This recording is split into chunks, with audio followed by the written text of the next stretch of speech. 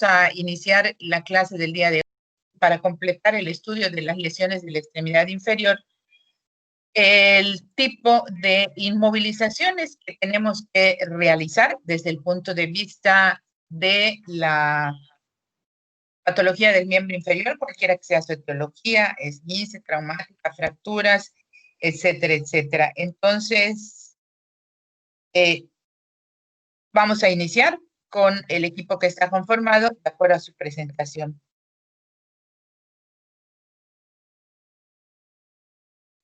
Pues, buenos días a todos. Vamos a iniciar con lo que son los videos y el primero que le vamos a mostrar es sobre inmovilización en fractura de cadera, que es utilizar un cinturón pélvico. Andrea, si puedes poner el video, por favor. Vamos a empezar con pelvis, ¿verdad? Sí, así es. Hay varios tipos de inmovilizadores pélvicos. Nosotros trabajamos con este, que es el cinturón pélvico. ¿Qué nos permite este cinturón? Nos permite inmovilizar cualquier sospecha de fractura, ya sea de pelvis o de cadera. Ahora os vamos a enseñar cómo funciona. Bueno, para colocar el cinturón pélvico, antes de nada, comprobaremos que la paciente tiene una posible fractura. ¿Cómo lo comprobamos? La paciente o el paciente tiene que estar de cúbito supino, boca arriba, e iremos a la altura de la cadera haciendo una pequeña fuerza, una de solo, hacia adentro. Nunca hacia afuera, ¿vale? Si hacemos hacia afuera, la fractura se puede abrir. En el momento que el paciente se queje, procederemos a colocar el cinturón pélvico. ¿Cómo se coloca el cinturón pélvico? Primero lo pasamos por el hueco que queda entre las piernas y la camilla, sin mover mucho al paciente.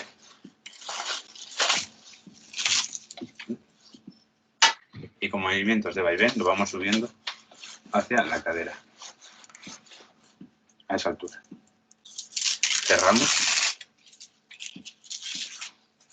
Y entre dos personas o una podemos tirar hasta que se oiga un clic. Ahí y ahí pegamos. Ahí quedaría la cadera totalmente inmovilizada. Ahora lo que vamos a hacer es un cinturón pélvico con medios de fortuna. Es decir, con una sábana podemos también hacer un inmovilizador de cadera. Pasamos exactamente igual por debajo del hueco de las rodillas. Abrimos un poco lo que es la sábana, el ancho de la cadera del paciente y vamos subiendo igual que el cinturón hasta la altura de la cadera. Aquí lo que tenemos que hacer es ir enrollando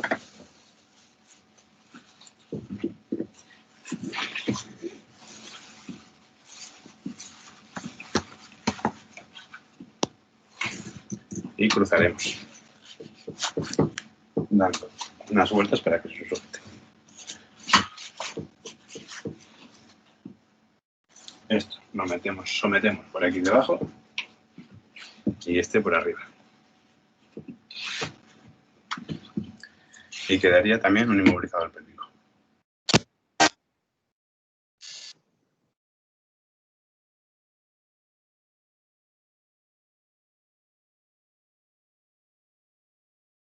Bueno, ahora la siguiente inmovilización.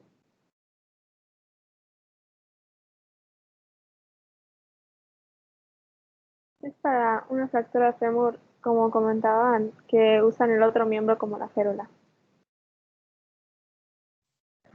Muy bien, vamos a verlo. Cuando estamos frente a una fractura del fémur, una de las maneras de inmovilizar es la siguiente. Recuerden siempre proteger las zonas de prominencias óseas. En el caso de la rodilla son los cóndilos femoral y medial, y en el caso del tobillo son los malleolos medial y lateral. Esta protección la podemos hacer, en este caso, con algodón, pero si no tuviéramos a la mano algodón, podemos colocarle unas telitas en esa zona, unos pañuelos, etcétera, lo que nosotros tengamos. Vamos a simular como si esto fuera una fractura del fémur del lado derecho. La extremidad del lado izquierdo está indemne y entonces esta extremidad del lado izquierdo nos va a servir como si fuera una férula.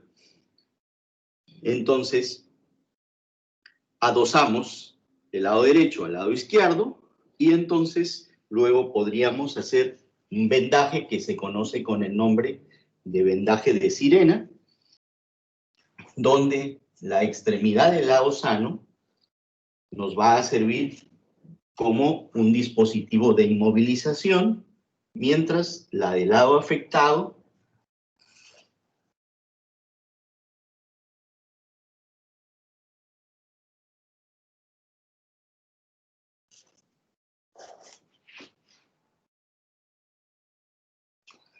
entonces, este lado está sano, el lado afectado, al adosarse a este lado sano, pues nos permite hacer un movimiento en bloque, evitando el dolor y las posibles complicaciones que nos puedan generar debido a la angulación que provocan las fracturas.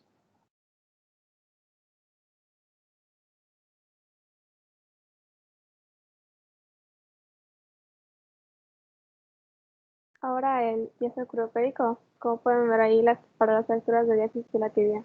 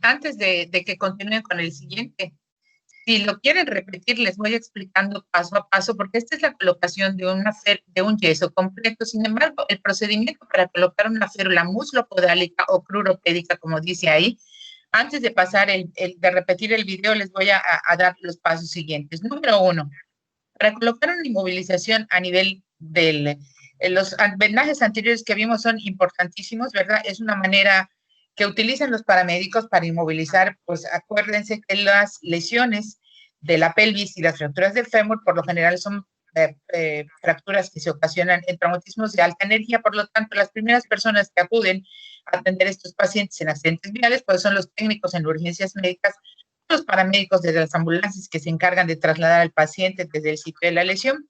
Por lo tanto, ellos tienen muy bien fijos y el tipo de maniobra que tienen que realizar, ya sea a través de ferulización con la extremidad afectada. La colocación de la hamaca pélvica es importantísima para el control del sangrado y evitar un choque hipovolémico en un paciente con una lesión de la pelvis a través de una sábana. Se le conoce como vendaje o hamaca pélvica a través de una compresión sin temor a colocarla. Eso va a prevenir o disminuir el potencial de sangrado que el paciente tiene a nivel retroperitoneal y que muchas veces ocasiona choque hipovolémico con falla hemodinámica y todas las complicaciones que esto conlleva. En relación al fémur, la maniobra es importantísima porque cuando no disponemos de ningún material, pues obviamente el traslado de ese paciente ferulizando a través de un buen vendaje elástico a través de la otra extremidad, protegiendo muy bien esto, nos permite que el paciente pueda ser trasladado en determinado tiempo y por supuesto si estamos muy lejos o estamos en un tiempo lejano, o sea, no tenemos un hospital muy cercano, el paciente va a tardar más de 1 hora, 2 horas en trasladarse, pues es una manera de inmovilizar de manera temporal en lo que llega a un sitio donde va a ser atendido de manera correcta. Este tipo de inmovilización a nivel de la extremidad inferior, que es la férula muslopodálica que utilizamos para inmovilizar fracturas supracondilias, fracturas de las mesetas tibiales, sobre todo de la diáfisis de la tibia y el peroné.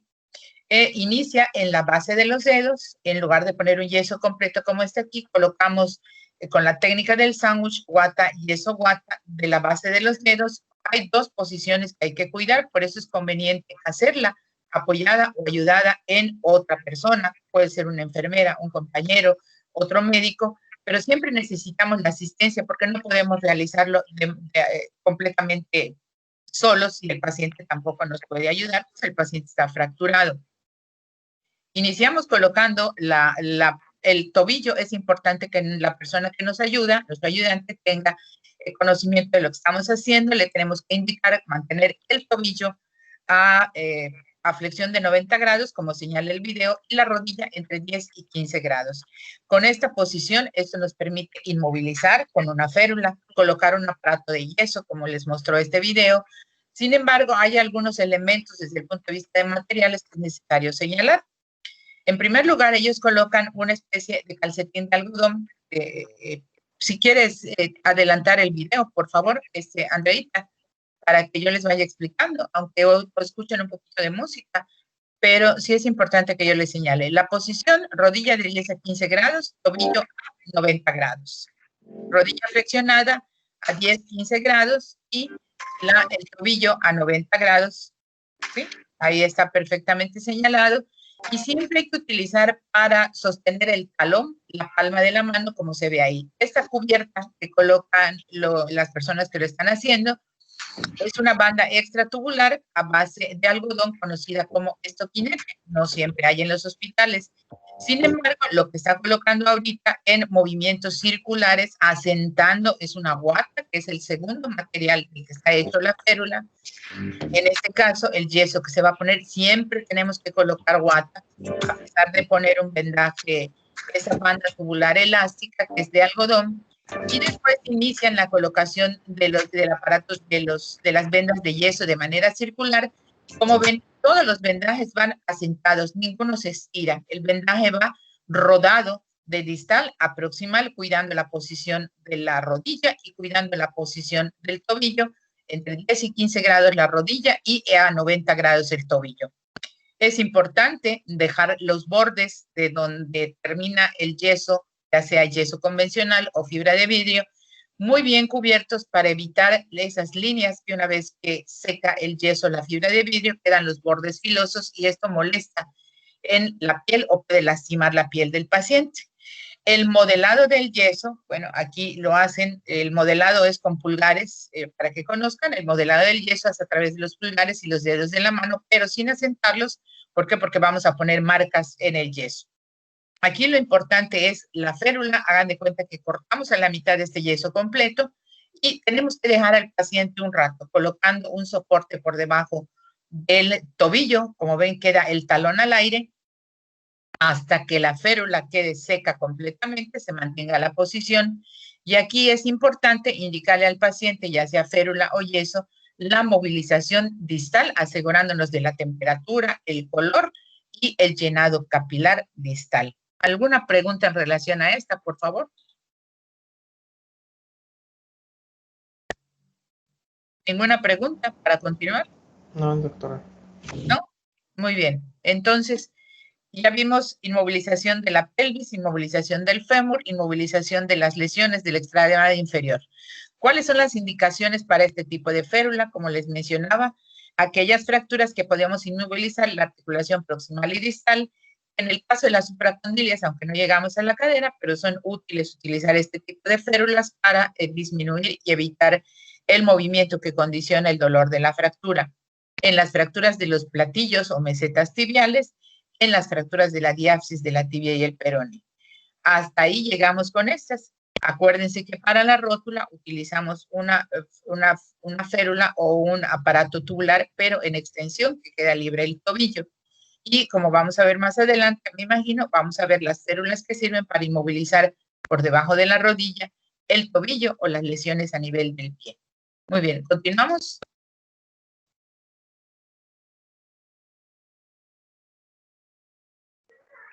Sí, y bueno, esta va a ser la férula tipo calza que se utiliza para lesiones ligamentarias, luxaciones y fracturas de rodilla. Bueno, sí, ya hay una pequeña excepción que es cuando pues, la fractura de patela. Muy bien. Si no tiene sonido, les voy a ir señalando. Como ven, ahí están colocando el estoquinete, ¿verdad? Es esa tela tubular que no siempre está disponible, pero bueno, a nivel privado sí la podemos utilizar.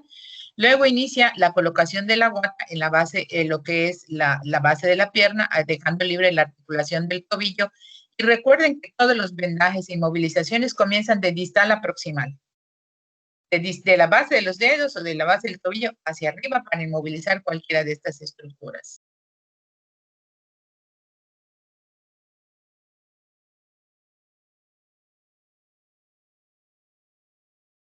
La capa de algodón sintético es el equivalente a la guata. Después comienzan está ahí colocando el yeso, ¿sí? Las bandas ahí colocan yeso en lugar de darle movimiento circular. Ahí está aclarado que está colocado por debajo de los glúteos, 4 centímetros por debajo de la zona glútea.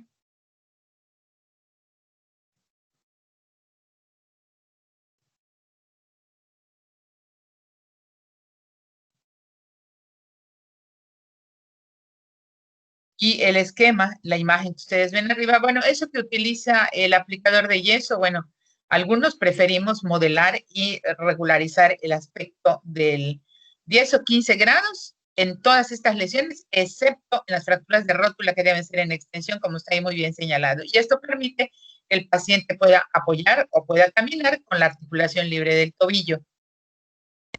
Lo que el aplicador del yeso hace con una bandita azul que va como alisando el yeso, pues muchos preferimos utilizar como los artesanos nuestras manos, los pulgares sirven para alisar el dedo de manera manual, aunque algunos prefieren utilizar el celofán del yeso o algún material plástico que me permita regularizar la superficie para evitar los grumos, arrugas, etcétera. Pero esto es cuestión del cirujano. Entonces, primero aplicamos, si lo tenemos, una banda tubular de algodón. La ventaja de aplicar primero la banda tubular de algodón cuando tenemos la disponibilidad de este material para colocar cualquier férula o cualquier aparato de yeso es que como es algodón y en nuestro medio hay tanto calor, pues este material nos disminuye todos los síntomas relacionados con sudoración, calor, picazón, etcétera. Después de esto colocamos siempre guata. Hay guata de algodón y guata de sintética o de acrílico.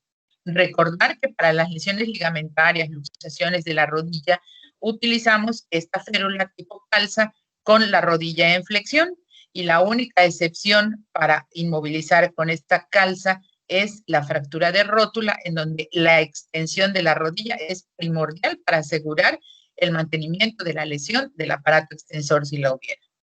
¿Alguna pregunta hasta aquí? ¿No? Muy bien. ¿Seguimos?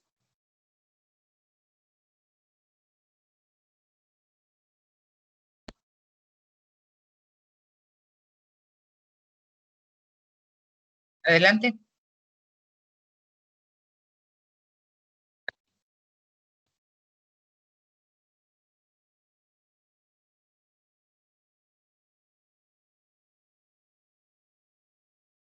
El vendaje que están ustedes viendo, bueno, yo no lo escucho, no sé si ustedes lo escuchan, jóvenes, pero lo que el aplicador está haciendo va a ser para aquellos esguinces del tobillo donde únicamente necesitamos inmovilizar. Recuerden que muchas veces podemos utilizar primero algodón y luego la colocación del vendaje elástico. Es importante hacer a nivel del tobillo un movimiento en 8 para evitar lesiones del paquete vascular y no hacerlo de manera totalmente circular. Iniciamos habitualmente en la base a nivel del tobillo para hacer un vendaje en 8 que nos asegure o impida la mayor lesión de estos ligamentos. Acuérdense que los esguinces grado 1 y grado 2, que involucran sobre todo a los ligamentos de la articulación, los ligamentos de la porción lateral a nivel del tobillo. Entonces siempre hay que asegurarnos, como en el codo, de colocar un vendaje en 8 y de ahí, después de esto, realizar la inmovilización completa, pero únicamente con con venda elástica o bien algodón y luego colocar el vendaje elástico, como está señalado ahí. Es importante asegurarnos de la circulación distal, llegar hasta la base de los dedos para finalizar con este. ¿Qué hace este vendaje en 8 a través de un vendaje elástico bien colocado? Permite asegurar la estabilidad de los ligamentos lesionados, pero al mismo tiempo permite cierto rango de movilidad a nivel de la articulación del tobillo sin que los ligamentos continúen lesionándose. Esto es una protección, puede ser un vendaje inicial o finalmente puede ser el tratamiento definitivo. Esto puede ser de manera inicial, ya que actualmente en las diferentes casas que venden aparatos y productos ortopédicos, pues existen estas vendas o estas tobilleras ya prefabricadas que cumplen la misma función que un vendaje elástico o un vendaje en 8 como tratamiento definitivo, sobre todo en el grado 2, donde el paciente tiene que usar por lo menos durante 3 semanas un soporte externo que le permita movilidad, pero que al mismo tiempo le dé una sujeción para asegurar la cicatrización del o los ligamentos lesionados en un esguince grado 2. ¿Seguimos?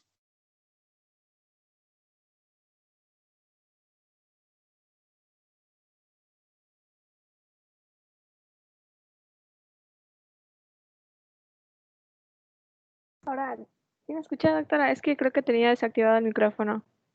Sí, te escucho, sí. Sí, lo tengo conectado, lo tengo abierto.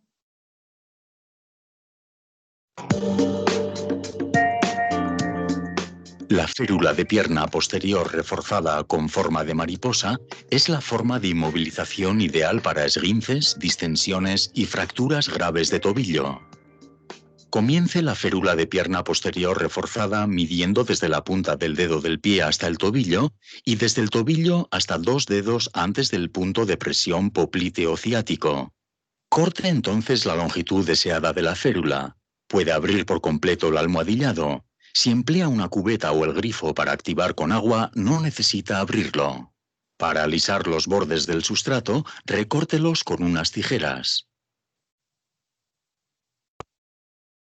Marque ahora un punto en la base del talón.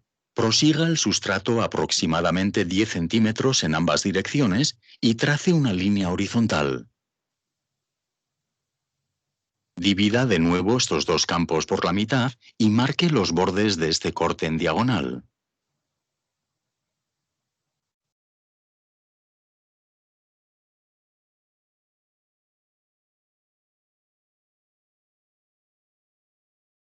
Corte estas 4 líneas y repliegue la mariposa hacia la mitad del sustrato formando una curva. Esto crea un área reforzada, aunque esté abierta.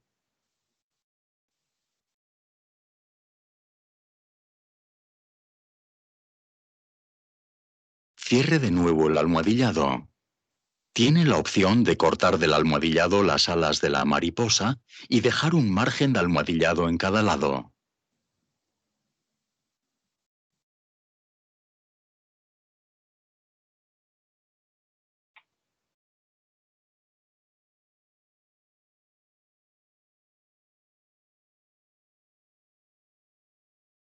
Active la férula con agua.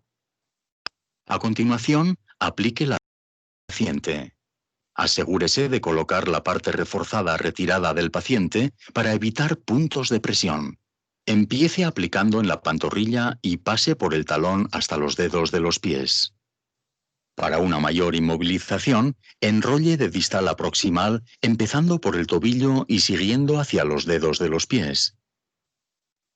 Cerciónese de no apretar los dedos de los pies. Seguidamente, coja un segundo vendaje y enrolle la pierna de arriba abajo para asegurar la férula. Asegúrese de tener de nuevo el extremo del segundo vendaje cerca del tobillo. Recorte la férula según la forma del pie del paciente.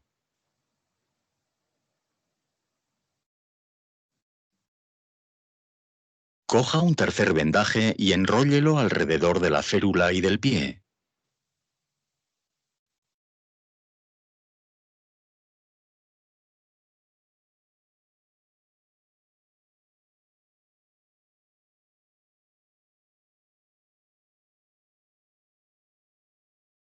Termine la aplicación fijando el vendaje con esparadrapo o con una cinta de velcro.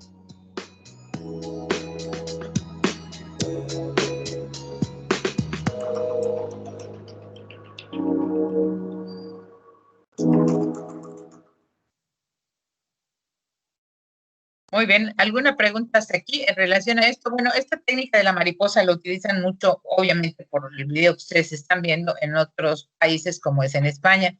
Si no hiciéramos esos cortes en relación a la férula en mariposa que les está señalando, nosotros seguimos exactamente la misma técnica sin esos cortes para una férula completa con vendas de yeso de 10 centímetros por lo general para hacer las inmovilizaciones a nivel del tobillo o a nivel de los huesos del pie, porque nos sirve también para las fracturas de los huesos del pie, las fracturas de los metatarsianos, de los fractura del calcáneo, fractura del astrágalo, etcétera, pero sobre todo para las fracturas, me inmovilizan inicialmente fracturas de tobillo sin gran edema que nos permitan colocar una férula.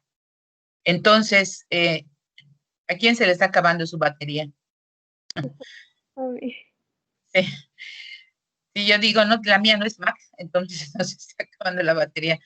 En el caso de nosotros utilizamos guata, yeso y guata, un promedio de 2 vendas de guata para cubrir arriba y abajo, y un promedio de 3 vendas de yeso de 10 colocadas de acuerdo a la longitud de la extremidad que vamos a inmovilizar, tomando en cuenta desde por debajo de la rodilla hasta la base de los dedos en la longitud, tratando de colocar hasta donde sea posible el tobillo a 90 grados.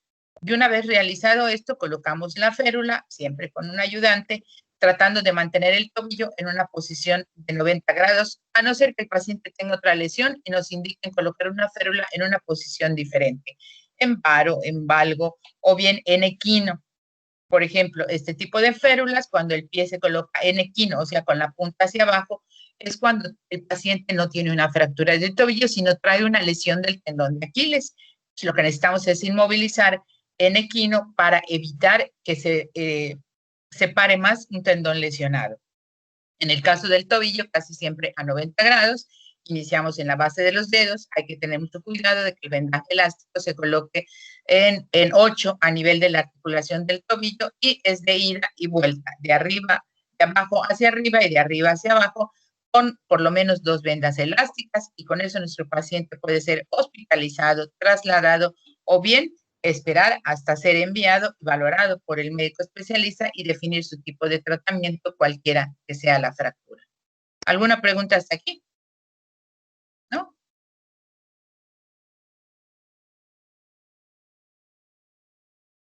Muy bien. Adelante. La gran mayoría de los casos el tratamiento es no quirúrgico, con un simple vendaje que vamos a demostrar a continuación. Entonces solo necesitamos una tira de Coban o algún adhesivo y un pedacito de algodón. Inmovilizamos el quinto dedo y usamos como férula el cuarto dedo. Esto sirve tanto para un esguince como para una fractura del quinto dedo. Es así de sencillo y el mismo paciente puede cambiarse el adhesivo cada vez que se vaya. Además es recomendable un zapato de suela rígida para que tenga poco movimiento. Para más información visite nuestro sitio. Y pues ya esas serían todas las inmovilizaciones. Muy bien, entonces están muy accesibles para ustedes, les dan una idea de cómo colocar, porque desafortunadamente no podemos realizarlo en vivo, pero bueno, estos videos y las aclaraciones pertinentes, pues ya las hicimos con relación a los tipos de inmovilización, para que ustedes tengan idea de cómo inmovilizar una fractura en el miembro inferior. Dependiendo de la fractura, será el método de inmovilización inicial que utilicemos. Por lo general, todos son iniciales, excepto en los dedos del pie. El tratamiento a base de un vendaje bien colocado, como está señalado en este video, es el tratamiento definitivo. Prácticamente todas las demás inmovilizaciones de tipo temporal en lo que los pacientes son sometidos. ¿Por qué? La fractura de la pelvis es una fractura grave, debe ser hospitalizado. Las del fémur casi siempre son quirúrgicas. Las del platillo tibial también son quirúrgicas. En la patela, salvo que no hubiera desplazamiento, se trataría con un aparato de yeso en extensión o un aparato ortopédico en extensión como manejo definitivo y como manejo inicial en el traslado si es una fractura desplazada a nivel de la rótula. Las fracturas de la tibia, como vimos en la clase, prácticamente todas o casi todas son en la gran mayoría quirúrgicas, cualquiera que sea su desplazamiento. Y en el tobillo también pueden ser o no desplazadas, pero aquí lo importante es que ustedes conozcan cómo voy a inmovilizar una fractura en el momento que la detecto o en el momento que yo la recibo en el área de medicina general, de medicina familiar, para que el paciente pueda ser trasladado. El objetivo de la inmovilización en cualquier sitio de fractura, llámese extremidad superior, inferior, dedos, manos, pies, etcétera, cualquier inmovilización no tiene más como objetivo el disminuir el dolor en el paciente, obviamente junto con sus analgésicos, y disminuir la posibilidad de mayor desplazamiento. Una inmovilización perfectamente hecha va a disminuir de manera notable el dolor de ese paciente y una inmovilización colocada de manera inadecuada no solo puede mantener el dolor del paciente o que el paciente se siga quejando de dolor, sino que podemos complicar una fractura si no hacemos un vendaje de la manera como se han señalado en los diferentes fracturas de los dos segmentos superior e inferior. Es muy importante cuidar las articulaciones relacionadas con el paso de paquete neurovascular, como son el vendaje en 8 a nivel axilar, el vendaje en 8 a nivel del codo y a nivel del tobillo. Entonces, si hay alguna pregunta, la aclaramos y si no, pasamos a la presentación de pie equinovaro aducto que tengo ya con ustedes.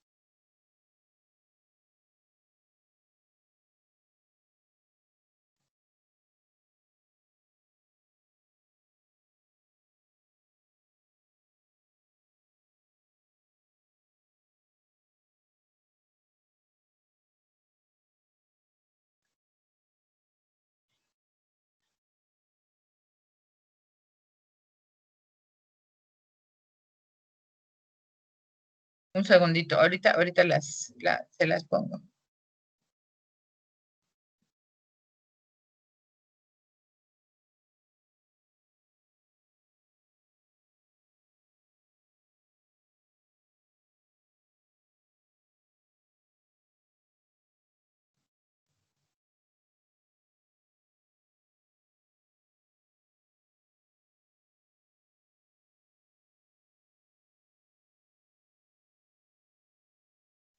Esta presentación dice pie equinovaro Ponseti, porque Ponseti es el apellido del doctor que creó uno de los métodos más efectivos para el tratamiento inicial de esta deformidad congénita.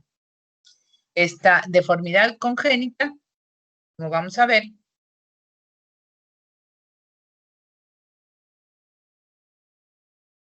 permítanme un segundito.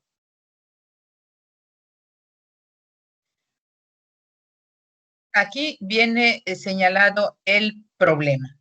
¿Cuál es el problema? Bueno, el pie equinovaro aducto es una enfermedad de tipo congénito, ¿sí? Permítanme un segundito. Es una enfermedad congénita que se caracteriza por estas 4 deformidades y cuya presentación está desde el nacimiento y es una posición anormal y rígida de cada una de las partes, que se llama equinovaro aducto congénito. Hay una sinonimia que vamos a ver más adelante y es una deformidad en equino, en varo, en aducto, pero su etiología es de tipo congénita. Desde el punto de vista de la patología, todos estos son mitos, lo que la gente cree, lo que la gente dice cuando desconocemos el problema. ¿Es deformidad fácilmente corregible? No, es corregible, pero no fácilmente si se detecta a tiempo. ¿Que no va a incapacitar al paciente? No, le va a producir una incapacidad importante. Una vez diagnosticado se puede hacer muchísimo por esto y ahí dice que no debe iniciarse el tratamiento hasta después de los 2 años. Totalmente equivocado. Estos son puros mitos. Nada de esto es cierto. El tratamiento se debe iniciar en el momento que se detecta, sobre todo en el momento de que detectamos esto en el recién nacido. Desde el punto de vista epidemiológico, hay diferentes estudios que demuestran este tipo de incidencia de 2 a 3 no son 100, son por 1000 recién nacidos vivos, perdón, son 1000. Y en el caso de que haya algún antecedente en la familia, hay una probabilidad, ahí se aumenta de 1 a 35. En relación aquí, a diferencia de la displasia del desarrollo de la cadera es más frecuente en niñas. El pie equinovaroaducto es más frecuente en varones en proporción 2 a 1. Si nos vamos de acuerdo a las teorías, bueno, a lo descrito por los diferentes autores, hay 4 deformidades básicas en esta patología que también se conoce como pie sambo. Equino, varo, aducto y cabo son los 4 componentes. Como ven, aquí les repito que se presenta en 2 o 3 aproximadamente de cada 1000 recién nacidos, más común en los varones que en las niñas, y en el caso de los antecedentes familiares existe un porcentaje de un 10%. Las imágenes les muestran en los casos del lado derecho, las imágenes clínicas son niños que ya están caminando, que desgraciadamente por falta de tratamiento se nos presentan a veces de esta manera, y aquí ya es un poco más complicado el tratamiento. Sin embargo, la imagen de abajo es la imagen de un niño recién nacido en donde podemos hacer todo para corregir esta deformidad. Esta es la sinonimia con la que se conoce en la literatura. Estas son imágenes de recién nacidos con un pie equinovaroaducto bilateral. A veces es bilateral, a veces es unilateral. No hay una estadística fija que diga que se va a presentar en los dos o en uno, pero su sinonimia, o la pueden encontrar ustedes en la literatura cuando se describe pie sambo, pie bot, o con la abreviatura de las 4 deformidades que son equinovaroaducto y congénito. Desde el punto de vista clínico y sus características, es muy fácil de reconocer en el momento del nacimiento. Cuando yo voy a hacer la evaluación, como pediatra, como interno, como residente, me llaman a asistir a una cesárea o bien asistir a un niño en el área de labor, o quien está atendiendo a un paciente en el área de labor y obtiene a un recién nacido. En el momento de hacer la evaluación general, así como vemos llanto, respiración, le hacemos una clasificación de Apgar general al paciente, pues obviamente esta deformidad es francamente visible y reconocible, por lo tanto, desde el momento del nacimiento lo podemos reconocer. Una de las características importantes es que no es de tipo postural, esta deformidad está rígida, no es aquella deformidad de tipo postural por el tipo de postura que adoptó el recién nacido durante el tiempo del embarazo. Es muy fácil de reconocer, deformidad rígida, el talón se encuentra en equino, el pie está girado en inversión y también tiene un componente de torsión tibial interna, como se observan en las imágenes. Entonces, estas son algunas de las características clínicas que evaluamos durante la exploración de un recién nacido. El diagnóstico diferencial, pues existen estas patologías que desafortunadamente se puede confundir, como son el metatarso aducto grave, que es una patología también congénita que produce la misma deformidad, en el caso de una enfermedad congénita conocida como artrogriposis, y sobre todo en los defectos del tubo neural, como son las deformidades, como se observa en esa imagen, por mielomeningocele, que puede dar este tipo de deformidad en el pie. Y en la imagen de abajo a la derecha ven ustedes una deformidad ya rígida en un caso de mielomeningocele. Entonces es muy importante determinarlo y por esto es que la administración de vitamina B12 durante el embarazo es muy importante, como ustedes recuerdan, para evitar defectos del tubo neural como lo es el mielomeningocele durante el embarazo. ¿Cuáles son los elementos de la deformidad? Estos 4 componentes que ya vimos anteriormente, que son el aducto en la primera imagen, el cabo en la imagen de abajo a su izquierda, el varo y el equino. Entonces, posición equina, posición vara y la posición del metatarso en aducto. Estos son los 4 componentes o elementos que conforman la deformidad del pie equino-varo-aducto congénito. Existen múltiples teorías desde el punto de vista de qué lo origina o a qué se debe. Estas solamente son teorías, sin embargo, hay algunas que están fuertemente asociadas, pero es multifactorial. Hay factores genéticos, como vimos, hasta un 10% en antecedentes, factores ambientales como el uso y el abuso de drogas, alcoholismo y factores anatómicos. ¿Cómo abordar la terapéutica desde el punto de vista de las opciones disponibles que tenemos?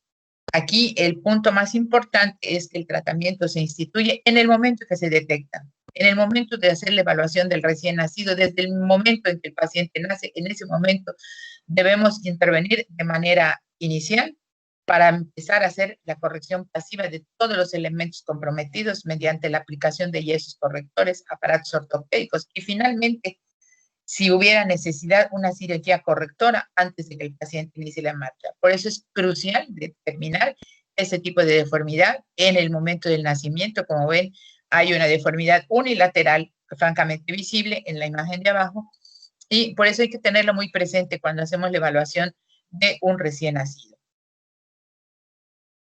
Desde el punto de vista del tratamiento conservador, ¿cuál es el estándar de oro en el momento o el gold standard para el manejo del paciente con pie equino-varo-aducto congénito desde el momento de su nacimiento?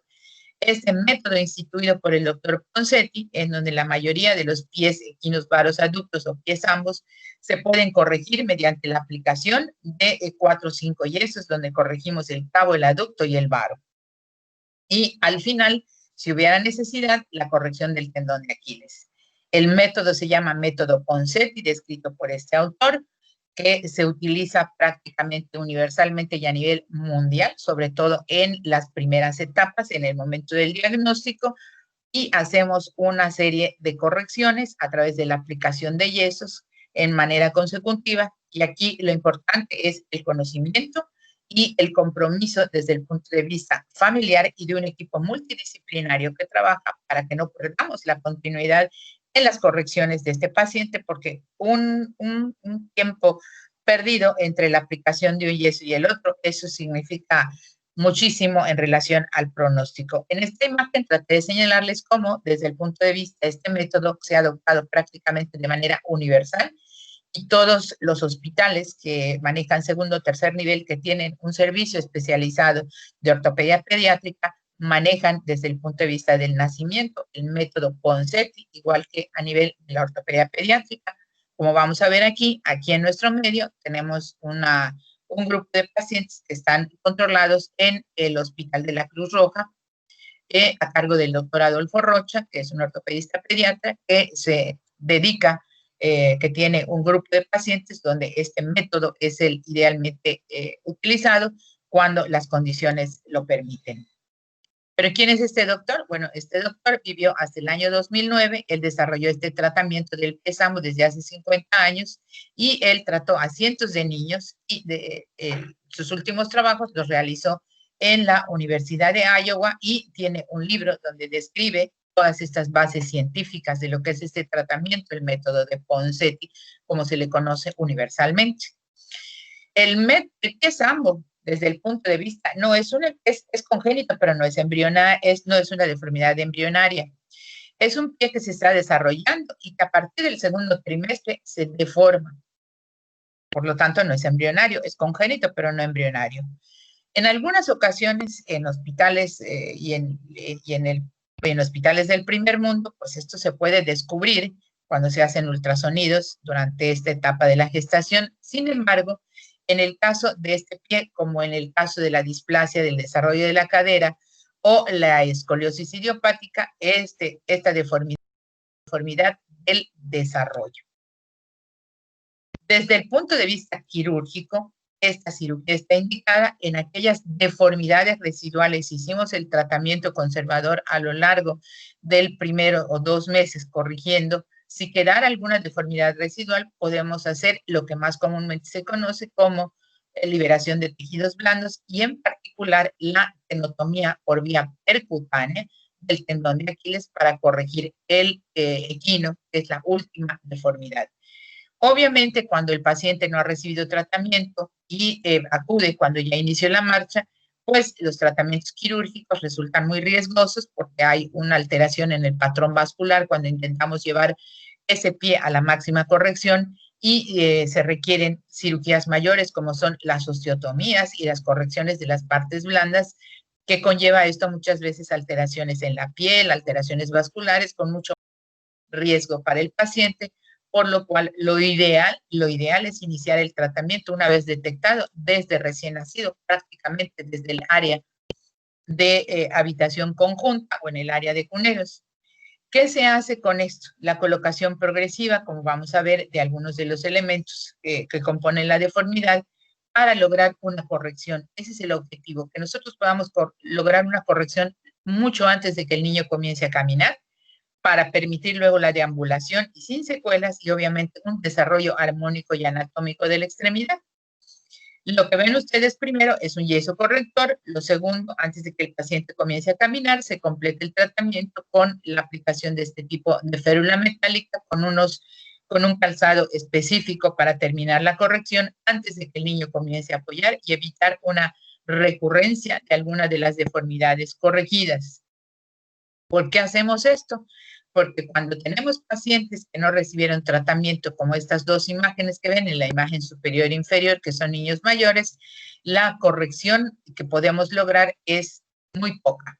Y no solamente hay una deformidad en el pie, que a veces, muchas veces es señalada, o que el paciente le causa trastornos de adaptación en su escolar o familiar, sino que además esta deformidad conlleva una hipotrofia desde el punto de vista muscular de todo ese segmento de la extremidad, particularmente de la pierna y del muslo.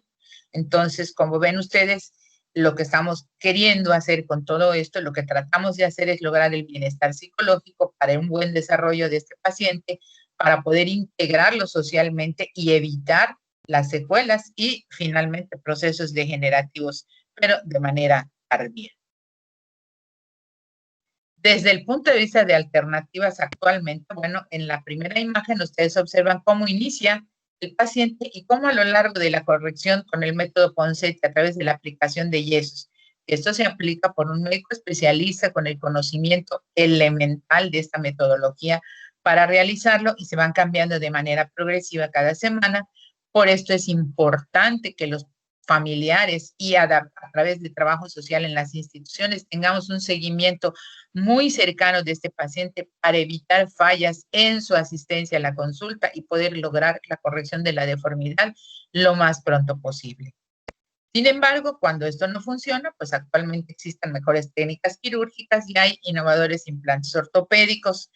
Tan importante es el problema que se han creado dos instituciones que ayudan, soportan en el caso de los familiares que no tienen los recursos necesarios para seguir este tratamiento, una fundación mexicana del pie equinovaro aducto y hay un plan nacional mexicano a nivel de las instituciones de salud para el tratamiento del pie equinovaro aducto congénito.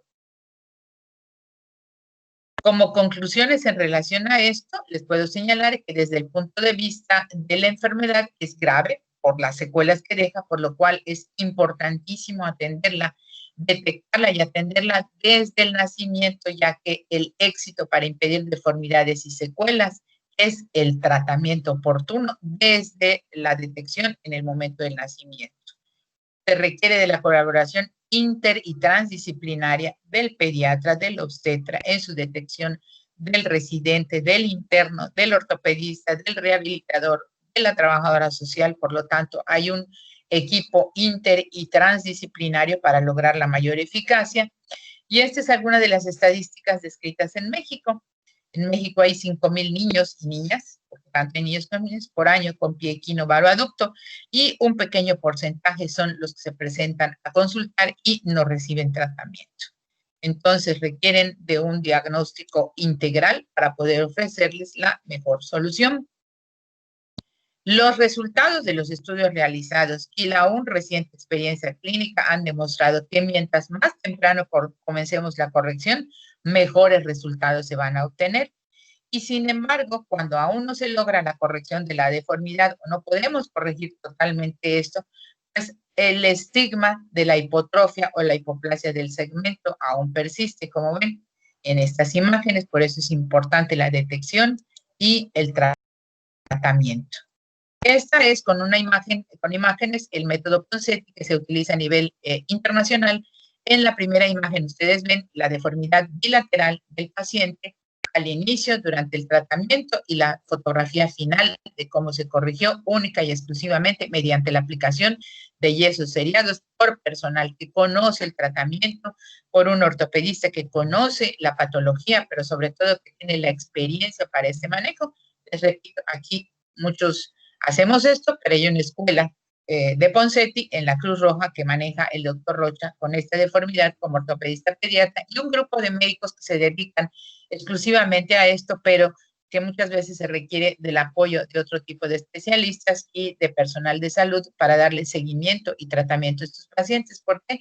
Porque muchos pacientes viven fuera de Mérida y muchas veces por falta de recursos para acudir o transporte y venir a sus citas programadas, no recurren, no vienen, y entonces ahí llevamos un cierto retraso en el tratamiento.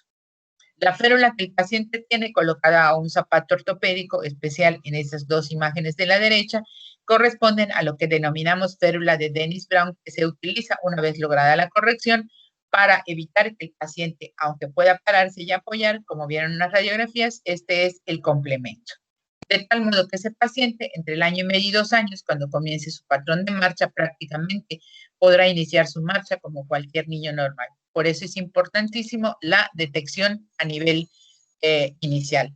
Como ven, aquí es nada más para señalarles que esta deformidad, si recibe el tratamiento adecuado y oportuno, no es un impedimento para que puedan realizar actividades físicas, incluso a nivel competitivo y deportivo, como son, pues desde el punto de vista de la cultura, pues quienes han tenido este tipo de problema, quienes han sido futbolistas, como el caso de este futbolista de fútbol americano, una campeona de patinaje, un futbolista inglés y una exfutbolista, incluso medallista olímpica, que han tenido y descritos en la literatura como personas que nacieron con un pie equinovaroaducto congénito y que recibieron un tratamiento adecuado y que han podido desarrollar prácticamente su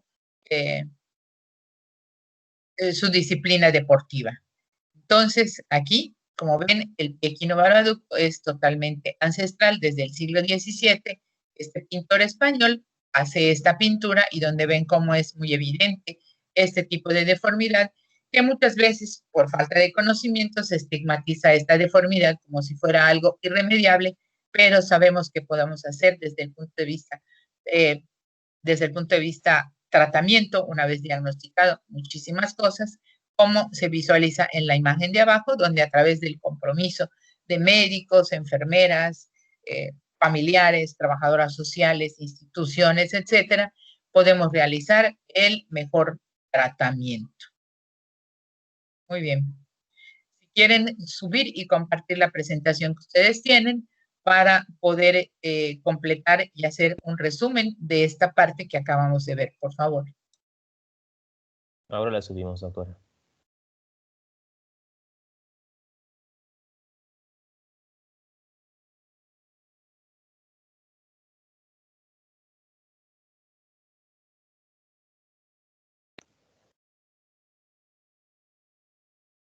Bueno, vamos a hablar acerca de un repaso del pie equinovaro. Ya la doctora nos dio antecedentes importantes, entonces aquí vamos a utilizarlo para remarcar puntos indispensables que tienen que entender.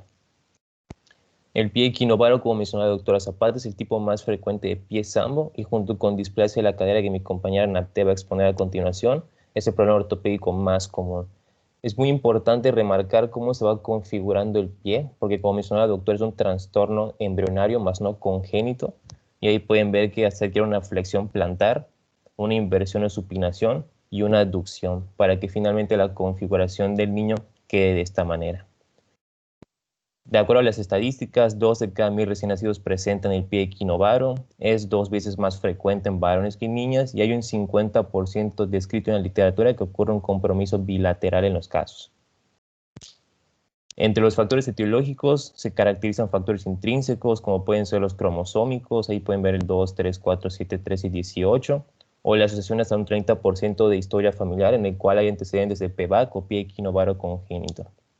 Y entre los factores intrínsecos, pues son todos los efectos teratógenos, drogas, tabaco, alcohol, radiación, e inclusive la compresión intrauterina. En la fisiopatología esta parte es importante que la conozcan porque inclusive en la guía de práctica clínica hay información que se tiene que interpretar para que podamos llegar a entender cómo se configura el pie de esta manera anómala que adquiere por el defecto del pie equinovaro. Entre consideraciones de patología se menciona que hay fibras de colágeno y fibroblastos excesivos en ligamentos y tendones que los vuelven más rígidos. Para mí la parte importante es que aprendan la parte de anatomía, que inclusive la tomé como un repaso para ustedes. Hay una tracción excesiva del tibial posterior, el sóleo y los gemelos. Recordemos que estos últimos dos son el tríceps sural, que comparten el tendón del calcáneo, el tibial anterior y los flexores largos de los dedos. Y aquí está la tabla de anatomía que tenemos en el MUR. Los dos tibiales gracias a la tracción excesiva, producen la inversión del pie y la supinación de tal manera de que la planta del pie está dirigiéndose hacia la línea media, mientras que el gastrocnemio, el sóleo y el flexor largo de los dedos, que junto también con el tibial posterior, son los que generan la flexión plantar del pie. El defecto se caracteriza por una displasia ósea generalizada de los huesos del tarso, en donde los tres principales huesos que se alternan es el astrágalo, el escafoides y el calcáneo. El astrágalo Perdón que te interrumpa, nada más. En la presentación que yo les puse hay una imagen donde están señalados los diferentes huesos del pie y hay una imagen rojita que corresponde al astrágalo. A veces cuando hacemos los estudios radiológicos previos a o durante el tratamiento, tenemos que visualizar, es parte de, no es fundamental, pero sí tenemos que visualizar cómo el astrágalo, aquí como tienes muy bien señalada en esta parte la fisiología, de la fisiopatología, ¿y qué caracteriza a esa deformidad con relación a los huesos del tarso? El astrágalo está pequeñito y está verticalizado.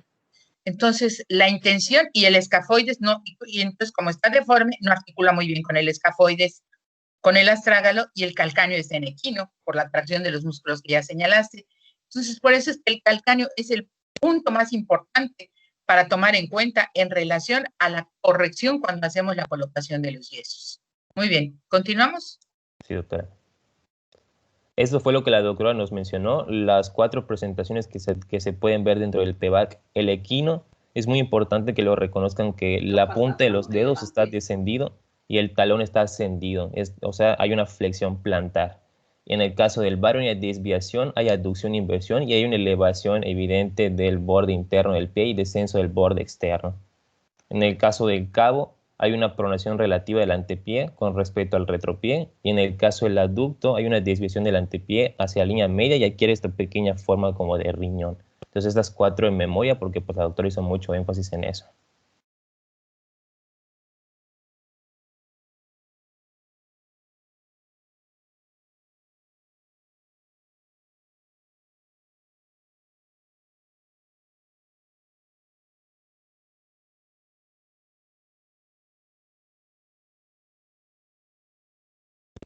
Muy bien, entonces yo les pido por favor nada más que repasen o lean un poquito sobre el método Ponseti, conocerlo no, ustedes no lo van a aplicar, pero sí es el método universal que se utiliza a nivel local, nacional y prácticamente internacional, si no es que mundial, como el método de elección a través de este médico que hizo esta innovación en cuestión del tratamiento.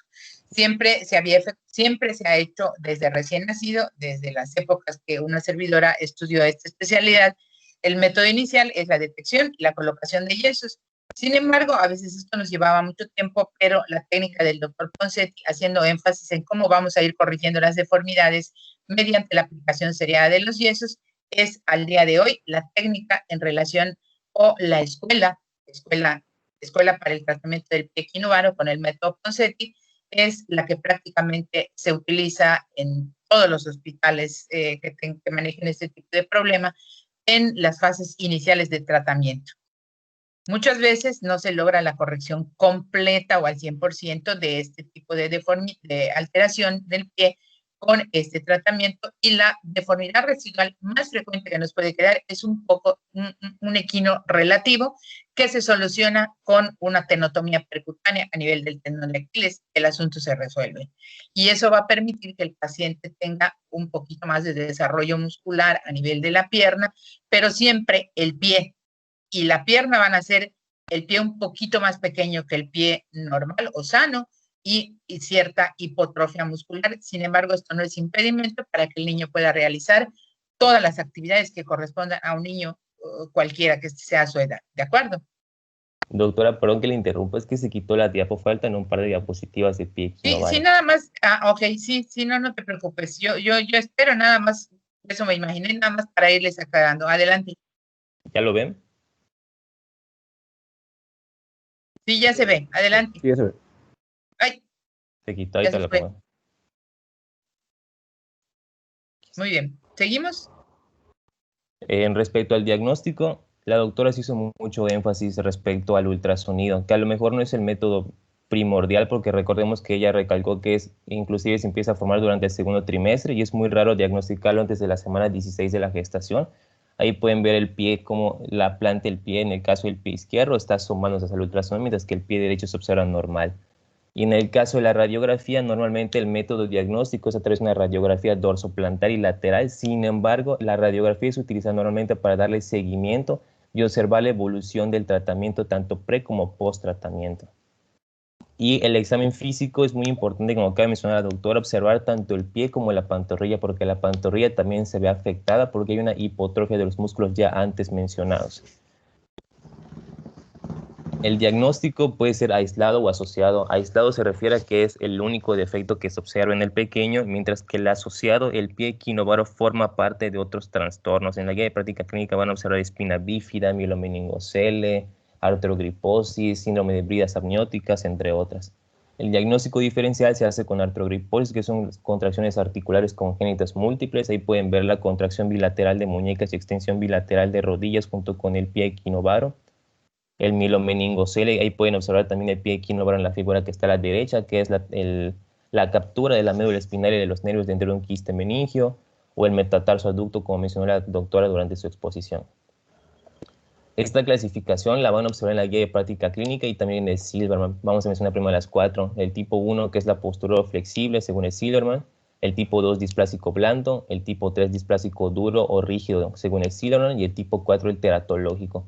Muy importante respecto a la observación del pie, la presencia o ausencia de los pliegues displásicos. Ustedes tratan de flexionar, o sea, flexión plantar de su pie en la parte posterior de su tobillo, se forman pliegues o arrugas que se deben por el movimiento que adquiere el pie.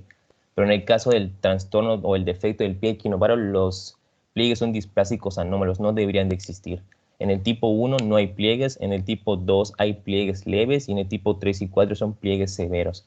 Y dependiendo del tipo es el abordaje que se le debe dar. El tipo 1, como es flexible, normalmente se recurre clínicamente a la corrección por el método Ponseti, que es el estándar de oro. El tipo 2 ya requiere cirugía en el 85% de las veces. En el tipo 3 se corrige también por cirugía, sin embargo puede ser recidivante en el 35% de los casos. Y el tipo 4 es muy difícil de corregir, inclusive con la cirugía. Entonces todo esto lo pueden encontrar en su guía de práctica clínica. El tratamiento, como mencionó la doctora Zapata, el estándar de oro para el tratamiento conservador es el método Ponseti, que es aproximadamente 3 meses de tratamiento y después de 4 o 5 años el cabo, adducto y el varo quedan corregidos. El equino normalmente se corrige finalmente con una tenotomía percutánea de Aquiles, que es el tratamiento quirúrgico.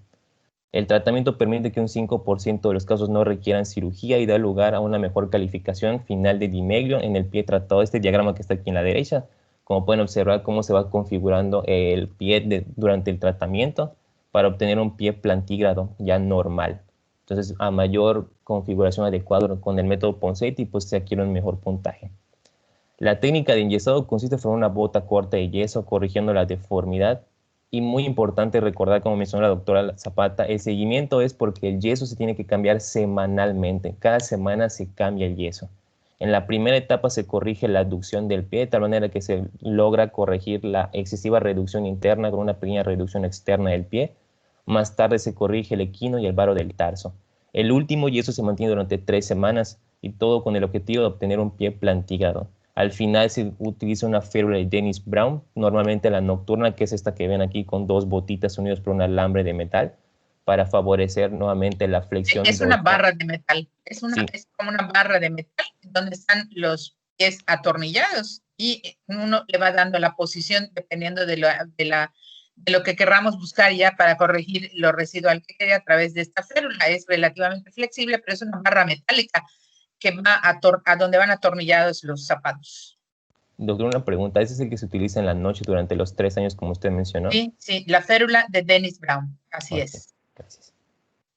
El tratamiento quirúrgico normalmente se puede llevar en niños de 2 a 12 meses. Muchos manejan de 4 a 8, de 8 a 12, varía realmente. El tratamiento consiste en liberación de los tejidos blandos, que es el tendón de Aquiles, como mencionó la doctora, la tenotomía percutánea de Aquiles o las osteotomías en mayores de los 14 años. Perdón que te interrumpa. Sí. Allí, cuando no resulta el tratamiento o cuando nos llegan niños después de 6 meses sin tratamiento, antes de iniciar la marcha, aparte de la tenotomía o ya no percutánea, sino una tenotomía o alargamiento del tendón de Aquiles, cuando hablamos de la sindesmosis, hablamos de sindesmostomía posteromedial, tenemos que entrar a la subastragalina, no tiene que ver con el tobillo. Para aclararles, cuando vean ustedes a este paciente con pie equinovaro, le van a hacer una liberación posteromedial mediante sindesmostomía. Lo que se va a abrir, lo que se va a seccionar o lo que vamos a buscar para corregir el varo y un poco de aducto es liberar la subastragalina. Por eso les mencionaba que el astrágalo era el hueso más importante en la corrección. Entonces, cuando hacemos plastía o liberación del tendón de Aquiles, puede ser percutánea o puede ser por alargamiento. Y cuando hacemos liberación posteromedial, a esto se le conoce como sindesmostomía de la subastragalina. Y las osteotomías, que son los cortes ya en hueso, son en pacientes ya mayores de 14 años. Ahí, como está perfectamente señalado, una tenotomía percutánea, pues muchas veces es suficiente para corregir el equino. ¿Cuándo vamos a hacer tratamiento quirúrgico? Pues como está también muy bien señalado, cuando el tratamiento conservador no responde. Y después el tratamiento de lo que me estabas preguntando. Sí. Aquí está la parte de la guía de práctica clínica, el algoritmo que se suele utilizar para el abordaje del paciente. Si corresponde a PVAC, se procede a la exploración física. Recordar, siempre hay que ver la pantorrilla, el compartimiento posterior de la pierna, evidentemente, el pie, hacer la radiografía, que sería para ver la evolución de la configuración del pie que va adquiriendo con el tratamiento Ponseti. Si el paciente tiene menor de 3 meses, se realiza la ferulización. Si esto lo corrige, se van directamente al control. Y si esto no lo corrige, ahí está tapado, pero se realiza la tenotomía percutánea de Aquiles, que ya es el procedimiento quirúrgico si no se logró corregir por el método conservador. Finalmente, los objetivos de tratamiento, como mencionó la doctora, pues es lograr no cambia tu diapo. No, esa. Muy bien. Perdón. El objetivo es lograr una corrección antes del inicio de la marcha y permitir la deambulación independiente o sin secuelas, permitir un desarrollo armónico del sistema esquelético, particularmente de los miembros inferiores. En el pronóstico eso es muy importante, que a pesar de que se logra una corrección, se pueden observar hipotrofia muscular, hipoplasia del segmento afectado, hipotrofia de la pantorrilla, porque ahí están los músculos que presentan la tracción excesiva, como se mencionó anteriormente, y un pie de menor tamaño en comparación contra el contralateral, que pues probablemente no tenga el defecto como el que sí está afectado. Y eso ya sería todo, doctora. Muy bien, muchísimas gracias. Creo que con esta presentación, un poquito más objetiva de la que yo les hablé, y con los conceptos de la guía de práctica clínica que está señalado ahí, pues la intención es que ustedes comprendan la importancia de este problema, la importancia de su detección oportuna, porque de la detección oportuna, del inicio y seguimiento en el tratamiento, dependerá el éxito de esta deformidad, de esta alteración congénita a nivel del pie, que desafortunadamente no es que no se presente muy frecuente, pero que existe esta patología que ha generado la conformación de diferentes escuelas. Como les mencionaba, hay asociaciones, fundaciones que se dedican a apoyar a los familiares desde el punto de vista económico y seguimiento para el tratamiento adecuado y oportuno de esta alteración congénita del pie, conocida como equinovaro adulto congénito, y que desde el punto de vista médico nosotros desarrollamos un papel preventivo absolutamente importante,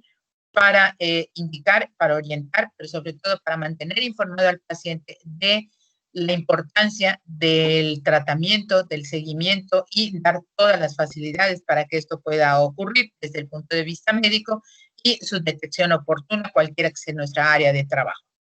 Muy bien, muchísimas gracias y pasamos a la segunda parte en relación a esto. Muy amables, muchas gracias. Buen día, doctora. Ya comparto mis diapositivas sobre la displasia. Sí, Linda, ya puedes iniciar, Andreita.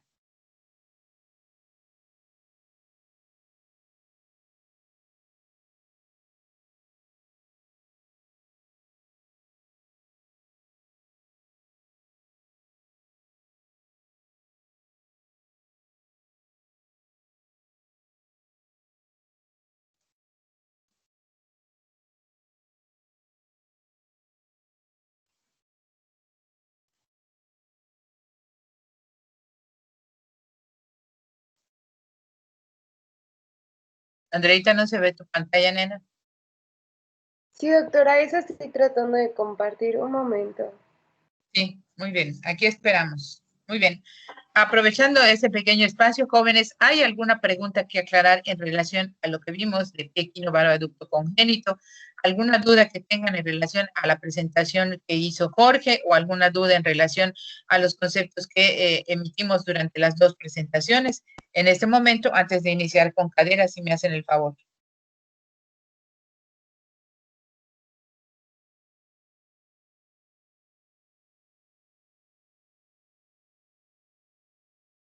¿Ninguna pregunta? Parece que no, doctora. Simplemente me gustaría hacer una petición. No sé si los del grupo A o sea, Andrea o cualquiera, no sé si pueda subir la presentación aquí a Teams para que esté disponible para nosotros igual. Yo creo que sí. En el momento que la subimos a Teams, se tiene que ir a materiales de clase. Si no, ¿qué objetivo tiene que lo hagamos compartido? Yo entiendo que así ocurre. ¿No ocurre así? Es que a veces solamente se comparte la pantalla y no se sube. No, tienen que subirla a material de clase porque es muy importante para todos que la tengan, que lo tengan, porque en eso van a repasar para el examen de enero. Si no, ¿de dónde más van a repasar? Tienen que repasar de las presentaciones, sí, por favor, para todos, para los tres grupos. Las presentaciones que yo les subo las dejo en materiales de clase. Las presentaciones que ustedes suben, les suplico, por favor, que las compartan en materiales de clase. Son los únicos documentos que tenemos para que todos puedan estudiar, repasar y compartir, por favor. Gracias. Doctora, muchas gracias. Jorge Moguel igual por subirla. Sí, muchas gracias.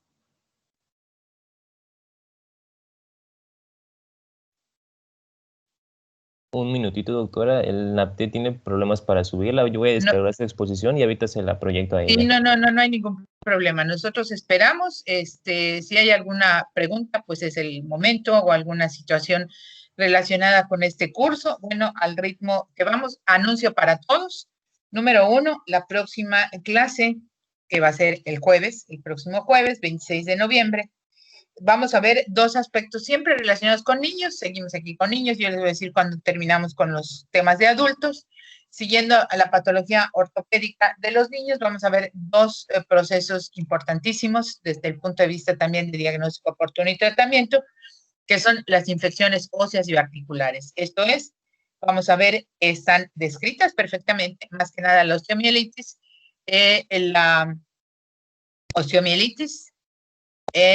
no como consecuencia de una fractura, sino osteomielitis desde el punto de vista hematógeno sobre todo, en el caso de los niños, y la artritis séptica en los recién nacidos. Entonces, estos dos capítulos de artritis séptica y osteomielitis son dos temas relacionados con procesos infecciosos del sistema osteoarticular, que son los temas que vamos a ver el próximo jueves, por favor.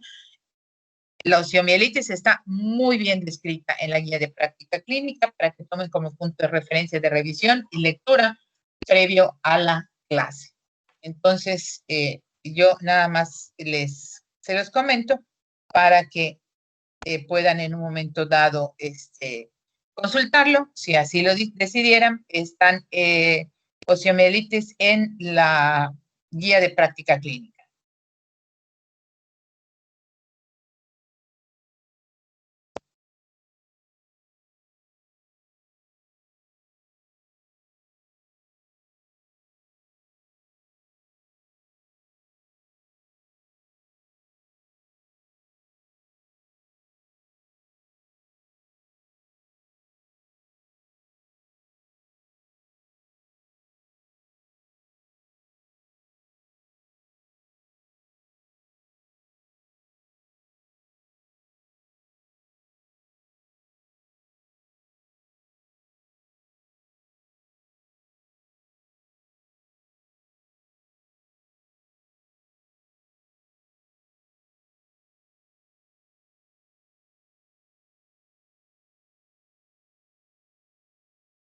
Muy bien, ya estamos viendo la pantalla.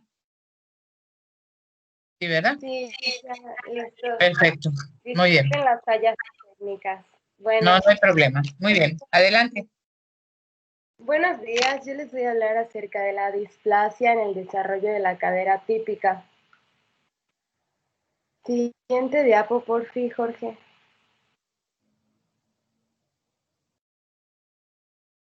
Primero hay que empezar definiendo lo que es la displasia en el desarrollo de la cadera.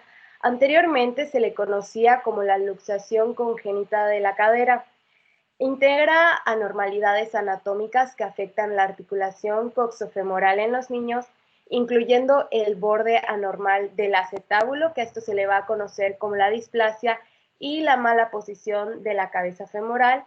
Esto va a causar pues una subluxación hasta una luxación y va a afectar el desarrollo de la cadera tanto en periodos embriológicos, fetales o infantiles.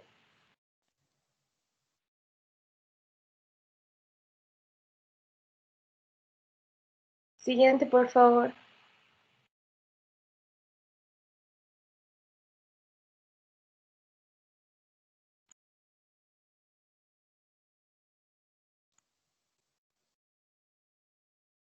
Antes de que cambie la diapositiva.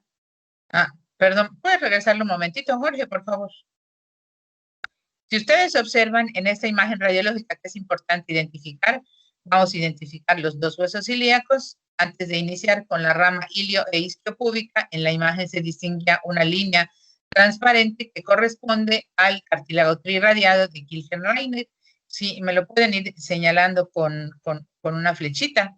En donde la cadera derecha tiene un núcleo femoral, hay un cartílago de crecimiento y la metáfisis. Y del otro lado es muy evidente y es muy franca, ¿verdad? Es muy importante identificar si nosotros hacemos una línea, ¿a qué se le llama displasia? Si ustedes siguen el borde del acetábulo, el borde del acetábulo, todo lo que es el acetábulo, arriba, ese es el acetábulo. Seguimos todo ese contorno, bueno, tiene una orientación y una angulación, y es completamente diferente del otro lado, donde la imagen radiológica nos muestra un acetábulo displásico, del lado derecho en la pantalla de ustedes, y verticalizado a diferencia del otro acetábulo, y donde hay una franca luxación y una alteración en el tamaño y forma de del núcleo femoral que corresponde a la cabeza que se va a desarrollar. Una línea muy importante que a veces trazamos como medición radiológica que vamos a ver más adelante es el cartílago trirradiado de Kilchen-Reiner, que está entre los huesos ilíacos, esa línea, esa apertura que está entre los huesos ilíacos y las dos imágenes de las ramas ilio e isquiopúbica. Trazamos una línea horizontal que pasa por allá y tomamos una serie de medidas, pero ese es el cartílago trirradiado. ¿Por qué? Porque a partir de ese cartílago se desarrolla hacia arriba el ilíaco, la rama iliopúbica y la rama isquiopúbica. Ese es el origen de los tres componentes en la pelvis. Muy bien, seguimos, Andrea, por favor.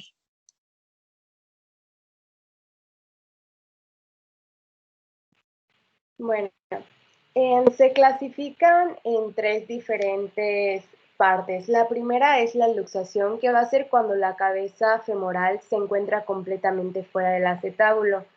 Luego tenemos a la subluxación, Esta pues va a ser cuando la cabeza femoral está apoyada en el reborde acetabular. Y por último tenemos a la displasia acetabular. En esta patología pues se refiere al desarrollo normal de la forma del acetábulo y que con el paso del tiempo va a provocar una subluxación o una luxación de cadera.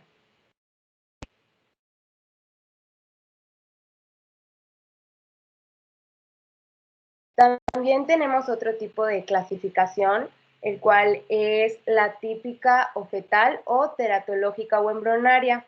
En la típica o fetal, pues el único problema de la enfermedad va a ser la cadera y esta es la más frecuente. En cambio, en la embrionaria o teratológica, vamos a tener que la luxación va a formar parte de un síndrome genético. En estos casos, pues es raro y el tratamiento va a ser aún más difícil.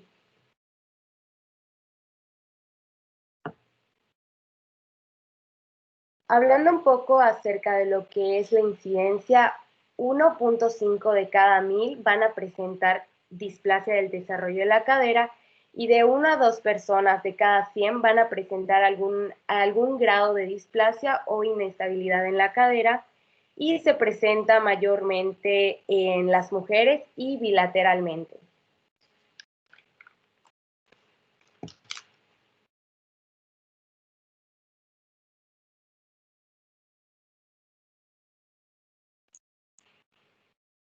En la etiología van a influir tanto factores genéticos como ambientales. Jorge, ¿podemos cambiar la diapositiva, por favor? ¿No se ha cambiado, doctora? No, Linda, yo no tengo cambiado. Yo me quedé en la clasificación, que desde el punto de vista de su origen puede ser típica o fetal, que es la más frecuente, donde el único problema es la cadera, y la otra ya cambió. Entonces, esta imagen que yo estoy viendo ahorita dice por relación al factor etiológico, el tipo de factores genéticos y ambientales que influyen en relación a esta patología. Entonces, vamos a ver primero los factores genéticos y ambientales. Si ustedes recuerdan, antes de que continúes, un momentito, Andrea, por favor. Desde el punto de vista de la posición del feto durante el embarazo es muy importante. Entonces, ¿cómo puede colocarse? Bueno, la posición normal es de vértice, ¿sí? Primero la cabeza y la cara mirando hacia atrás. En el caso de las posturas, sobre todo la pélvica, pues esto puede provocar lo que está aquí muy bien señalado. La posición normal de la cadera durante la vida uterina es en flexión y ABD. En extensión provoca la sub y la luxación. Entonces, a ver, seguimos, Andreita, por favor. Ok. Bueno, hay que recordar que la posición normal de la cadera durante la vida uterina pues va a ser en flexión y aducción ligera. Esto va a garantizar pues un desarrollo correcto del acetábulo, mientras que la posición en extensión va a provocar la subluxación. Cuando se combina una hiperlaxitud articular, que en este caso va a ser un factor genético con algún trastorno de la posición intrauterina que se va a relacionar con el factor ambiental, en este caso pues va a ser como la posición de nalgas o una posición neonatal con caderas en extensión, pues la cabeza femoral va a deformar gradualmente el reborde acetabular y ocasionar pues lo que es la displasia o la luxación en casos más severos. Aquí vale la pena mencionar que dentro de estos factores etiológicos, bueno, durante el embarazo normalmente una mujer embarazada produce, inclusive creo que lo vimos con algunos de ustedes en anatomía, cuando en el último trimestre del embarazo comienza a producirse una hormona que se llama la relaxina, que produce lo que es el relajamiento, sobre todo de los ligamentos sacroiliacos anteriores y posteriores, con el objeto de que la pelvis pueda ser dilatable y favorecer el trabajo del parto y, por supuesto, un parto normal, sobre todo en las pacientes primigestas o durante su primer embarazo. Ese es un factor desde el punto de vista hormonal que contribuye a producir esa hiperelasticidad de la que tú estabas hablando, además de la postura con relación a esto. También es dentro de los factores etiológicos, aparte de la postura durante el embarazo, se menciona, no sé si lo vas a mencionar más adelante, que en las niñas es mucho más frecuente que en los varones, a diferencia del pie equinovaro, y que el producto del primer embarazo también es más susceptible de tener este tipo de problema en los siguientes embarazos. Seguimos, Linda, por favor. Ah, perdón. Aquí lo que pasa en la posición, que era lo que quería aclarar. Para que se forme el acetábulo de la manera correcta, requiere el estímulo de la cabeza femoral. Pero acuérdense que el núcleo de la cabeza femoral no es visible desde el punto de vista radiológico antes de los 6 meses. El núcleo de la cabeza femoral sabemos que ahí está, desde que el bebé se está formando, desde que nace, ahí está, pero no lo puedo ver. De tal modo que el estímulo de ese núcleo femoral, que no se ha osificado todavía, que no es visible, es el estímulo que recibe el acetábulo para que haya una congruencia entre cabeza y acetábulo. Cualquier alteración, si no hay contacto de la cabeza con el acetábulo, es lo que se conoce como displasia. Por eso es que la terminología cambió. Sigue, Andreita, por favor. Ok, siguiente diapositiva, por favor. Bueno, ahora hablando acerca de lo que es la patología, pues va a haber un desarrollo anormal de la forma del acetábulo, en el cual se va a ver más plano y con una orientación anómala. El cuello femoral tiene un aumento de la anteversión normal y del valgo, y el reborde acetabular puede hallarse invertido dentro de la articulación. Siguiente, por favor. Otro de los hallazgos patológicos pues va a ser que vamos a encontrar un ligamento redondo hipertrófico, y también en el fondo del acetábulo se va a encontrar ocupado por tejido adiposo, y por último vamos a tener una contractura o acortamiento de los músculos psoas y los aductores.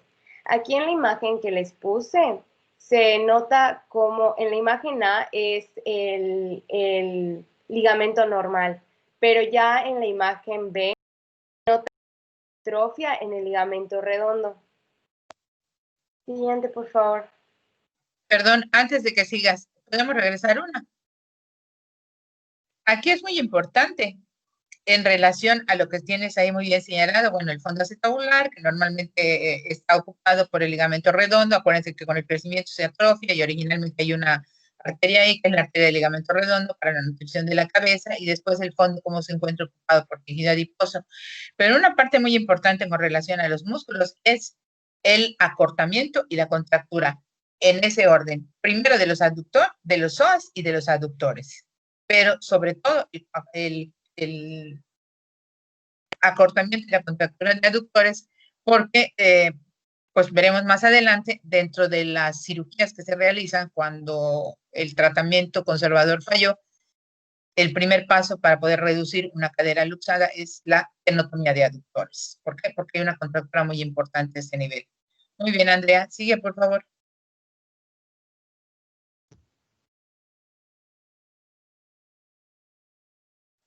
Los factores de riesgo, como ya mencionó antes la doctora, pues van a tener pues los antecedentes familiares de la displasia de cadera, y también pues la posición podálica, que ya mencionamos, que en este caso pues sería una posición de nalgas o que tengan las caderas en extensión.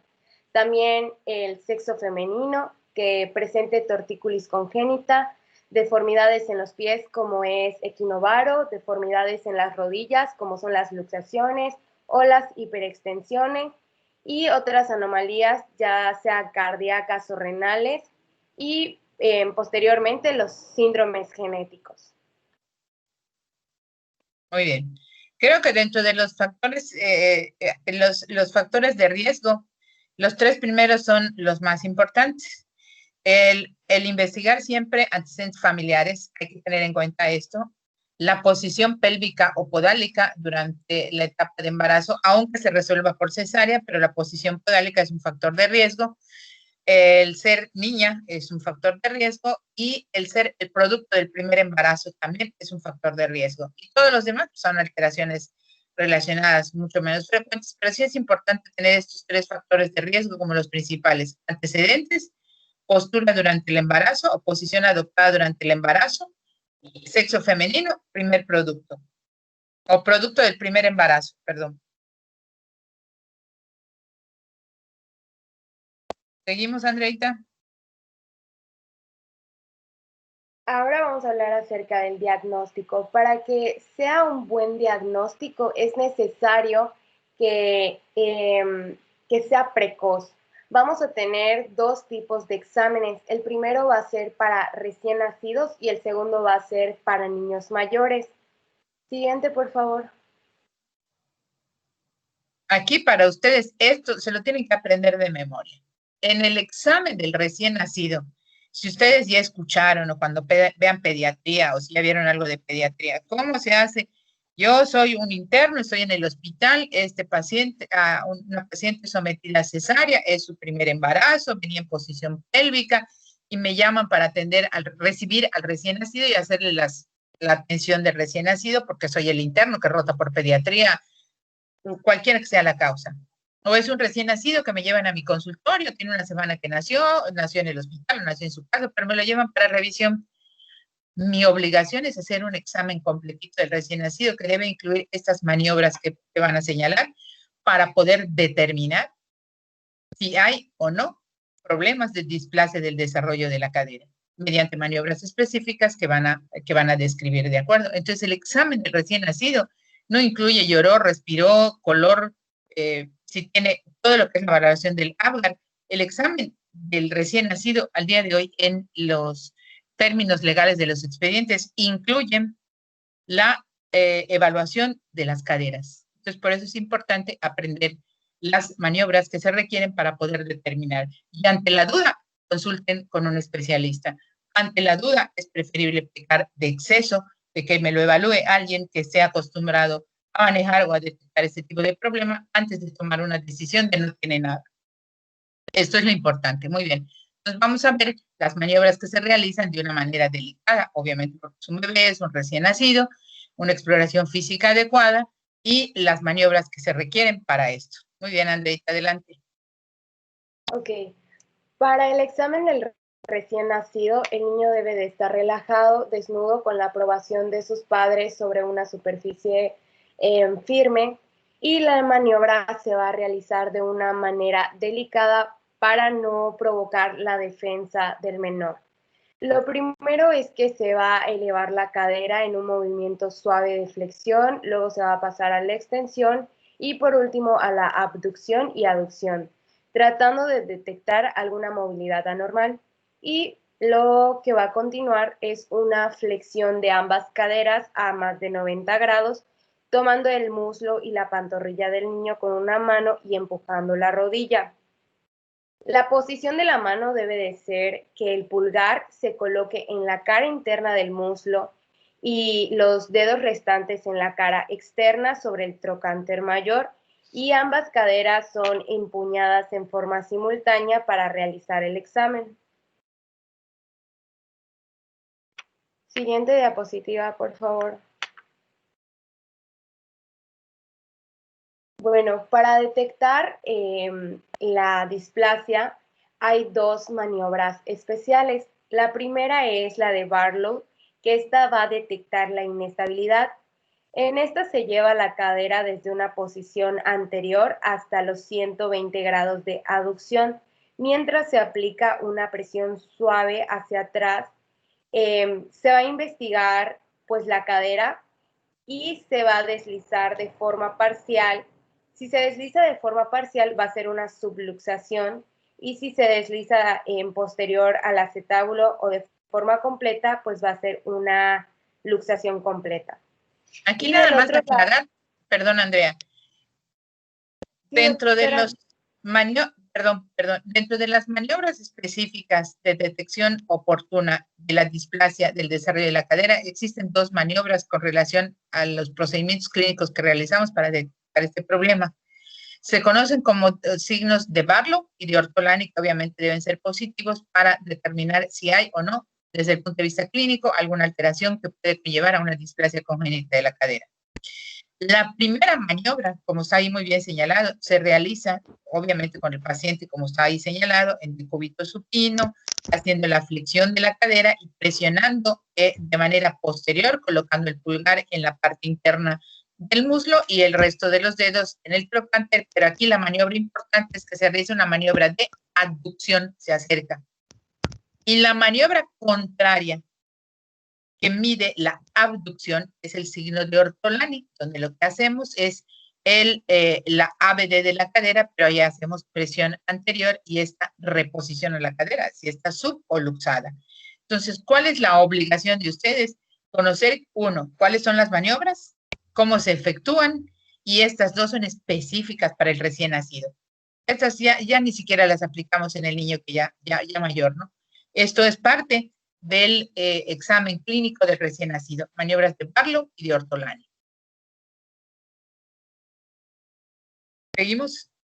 Ok, en la maniobra de Ortolani se va desde una posición de 20 grados de abducción de la cadera, pues se va a traccionar y presionar sobre la cara externa. En lo que vamos a buscar es un chasquido palpable y audible, y como menciona la doctora, en una se realiza pues la aducción, que es la de Barlow, y en la otra, que es la de Ortolani, la abducción, y pues son básicamente para buscar este signo palpable y audible. Siguiente, por favor. Ahora vamos a hablar acerca del examen en el niño mayor. El niño de más de un mes va a tener limitaciones de la abducción y puede ser el único hallazgo físico, ya que al niño al crecer los signos pues van a ser menos frecuentes y la inestabilidad pues va a desaparecer. La luxación se fija y aparecen otros signos.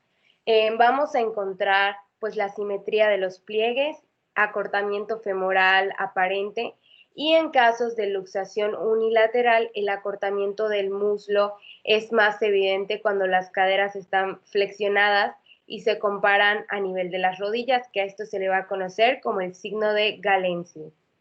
Galeazzi, signo de Galeazzi. Estos son signos tardíos, estos son signos muy evidentes en donde ya a través de un buen examen clínico pues hay una evidencia muy completa, la simetría de los pliegues glúteos, el acortamiento femoral, pero sobre todo hay niños que llegan cuando ya están, cuando lo detectan los familiares, cuando comienzan a caminar y el niño cojea.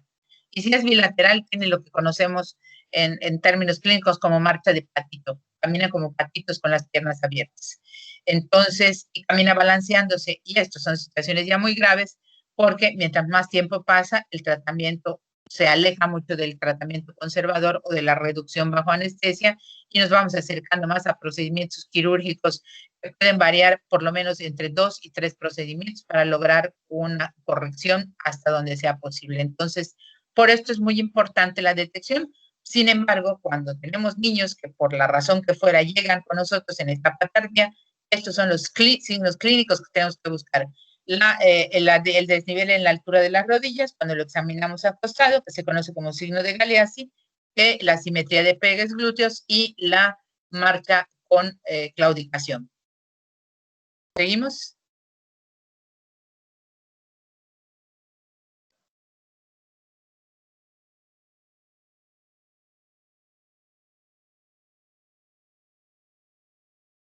A ver, Andrea, algo falló.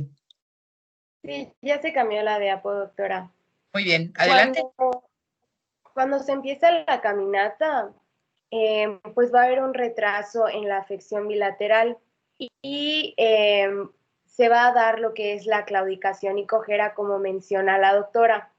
Al ponerse de pie, se va a apoyar sobre el lado afectado y la pelvis va a descender sobre el lado opuesto, por la insuficiencia de los glúteos. A esto se le va a llamar el signo de Trendelenburg positivo. Insuficiencia del glúteo medio, signo de Trendelenburg positivo, como el Trendelenburg cuando se acuestan. Bueno, nada más que aquí en la cadera, ¿a qué se refiere esto?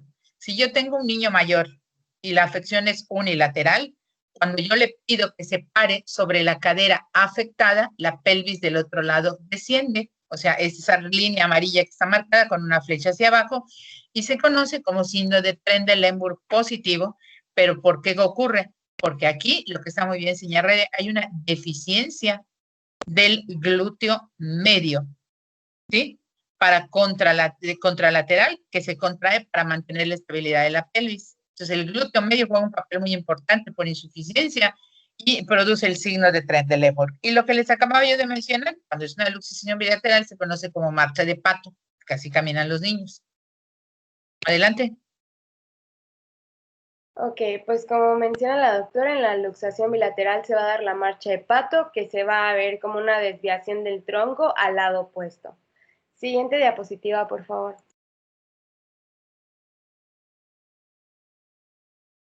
Ahora entramos a lo que es los diagnósticos por imágenes. Vamos a tener la radiografía. Se va a realizar en pacientes por encima de los 3 meses de edad. Va a ser un diagnóstico seguro de las alteraciones de cadera y se busca el desplazamiento de la superior femoral hacia arriba y hacia afuera con respecto a la posición normal. Andrea, Sí, en estas dos imágenes, antes de que pasemos, ustedes se acuerdan, les he mencionado, claro, esta ya es una cadera evidentemente luxada y con formación del núcleo femoral totalmente fuera. Pero si fuera un paciente de 3 meses a quien yo le solicito una radiografía, ese núcleo de la cabeza femoral nunca lo vamos a ver. No se va a ver. Definitivamente no se ve. ¿Qué es lo que me sirve o lo que nos sirve para orientarnos si tengo una radiografía de la pelvis de un niño en sospecho o me lo envían por sospecha de una displasia del desarrollo de la cadera? Esas dos líneas azules que marcan la horizontal es una línea que corresponde a una línea horizontal que se marca a través del cartílago trirradiado de Kirchen-Reiner y que con la línea oblicua que corresponde a la orientación del acetábulo me marca lo que se conoce desde el punto de vista radiológico más sencillo como índice acetabular. Normalmente debe ser hasta 20, 22 grados máximo. Y cuando el índice acetabular está por arriba de 25, como se señala en esa imagen, pues ya es una franca displasia, solamente que en este caso pues es muy evidente. Siempre tenemos que buscar, aún en ausencia de los núcleos femorales, hacer esa medición radiológica que nos dé un índice acetabular menor, o sea, hasta los 20 grados, no mayor de 20 grados, máximo 22. ¿Por qué? Porque a medida que el índice acetabular, ese ángulo entre la orientación del acetábulo y la línea horizontal que pasa por el cartílago de Kirchen-Reiner va aumentando, quiere decir que el acetábulo está más vertical, está más displásico y esa cadera o ya se subluxó o está luxada. Entonces, eso es lo que tenemos que buscar en la radiografía. Sin embargo, pues bueno, lo que ustedes observan ya en la última radiografía, pues ya es una destrucción completa, ¿verdad? De una etapa tardía de un problema de esta naturaleza. ¿Cuál sería el diagnóstico ideal que podríamos solicitar o que está dentro de nuestras herramientas diagnósticas para corroborar nuestra impresión clínica? Sigue, Andreita, por favor. Siguiente, por favor. Estas líneas, si me permiten explicárselas, por favor, no son más que líneas radiológicas que nosotros utilizamos desde el punto de vista, estas las pueden conocer, pero los radiólogos y los médicos ortopedistas son los que estamos obligados a realizarla, a determinarla y a trazarla en una radiografía. Entonces, la línea de Perkins, como está ahí señalada, bueno, ahí la tienen, es perpendicular al borde externo del acetábulo, siguiendo esa línea, ¿sí? Entonces, del lado izquierdo de su pantalla es una línea normal que la trazamos a través de la parte más externa, pero perpendicular al borde del acetábulo. Y del lado derecho está una cadera con displasia. Les vuelvo a insistir, normalmente allá sí es muy luxación, Pero ¿cuáles son las líneas? Para nosotros, para la ortopedia en lo general, lo más importante es determinar el índice acetabular a través de las dos líneas que ya les mencioné. Están a través de la intersección de estas dos líneas surgen 4 cuadrantes. Y de estos 4 cuadrantes, en el cuadrante anterior, si ustedes siguen estos 4 cuadrantes entre la línea normal, la línea de Perkins y el índice y la línea que surge del cartílago triradiado de Kirchen-Reiner, tenemos un cuadrante superior interno, superior externo, inferior interno, inferior externo. En la cadera normal, el núcleo femoral se corresponde al cuadrante inferior interno. Y en la otra, pues ustedes ven una franca alteración en la imagen de estas líneas, que son trazos que nos sirven para las imágenes radiológicas. Sigue, Andreita, por favor. Ok, pues como la doctora ya mencionó, la línea de Perkins pues va a ser perpendicular al borde externo del acetábulo y la línea de Ombre-Vein pues va a darse de la inserción de las últimas dos líneas y van a surgir 4 cuadrantes. En las caderas normales pues el núcleo debe hallarse en el cuadrante infero-interno y en las caderas luxadas se va a encontrar el núcleo desplazado al cuadrante supero-externo. Siguiente, por favor. También tenemos lo que son las líneas en Shenton, van a estar formadas directamente por el arco del borde inferior de la rama iliopubiana. Y el es la línea punteada. Si la señalan, es la línea punteada. Línea o arco de Shenton es un arco a través del borde inferior de la rama iliopúbica, donde comienza la línea punteada, y el arco interno de la metáfisis femoral proximal. Y cuando esta línea se rompe, pues la cadera está fuera de su lugar. Y la línea de Kirchen-Reiner, que les he insistido, que es la que pasa a través de los cartílagos triradiados o cartílagos triradiados de Kirchen-Reiner, que junto con la línea que conforma una línea trazada a través del borde del acetábulo va a conformar la línea que nos da el índice o ángulo acetabular. ¿Seguimos, Andrea?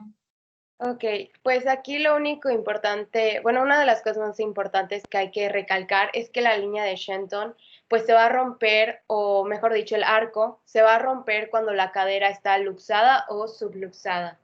Siguiente, por favor.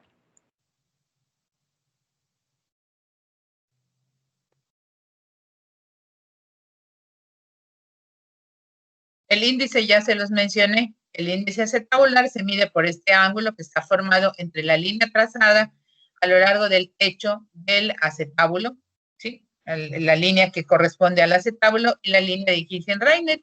Este índice debe ser menor de 30, pero algunos autores toman como 25 o más allá de 25, ya comienza a tener problema, aunque aquí dice que entre 30 y 40 está dudoso y por encima de 40 es patológico. Aquí lo que tenemos que buscar, este ángulo esté entre 20, 22, máximo 25 grados de índice acetabular para proponer el tratamiento y evitar que llegue a una sub o a una luxación en donde ya este índice acetabular se mantenga en esto, o bien si está entre 22 y 25, llevarlo un poquito más abajo a través del tratamiento. Entonces, aquí nada más hay que aprenderse que el índice acetabular en una displasia acetabular, obviamente, este índice está por arriba de los 25, y ya comenzamos a pensar en una displasia acetabular. Muy bien. La siguiente, por favor. Adelante, Andrea. Siguiente, por favor. Bueno, en el tratamiento se dividen por meses. En los primeros 6 meses, el tratamiento de una cadera luxada va a implicar su reducción suave, seguida de una etapa de mantenimiento en una posición estable de flexión y abducción. Esto se logra mediante el uso del arnés de Pavlik. Aquí se muestra pues la foto del arnés. Siguiente, por favor. Y luego se va a dar un tratamiento especial para los entre 6 y 18 meses. En general, el niño va a presentar pues demasiada contractura de los músculos aductores como para colocar cualquier aparato, por lo que va a ser necesario primero un periodo de tracción de las partes blandas de atrás de 3 a 4 semanas para eliminar toda la contractura. Siguiente, por favor.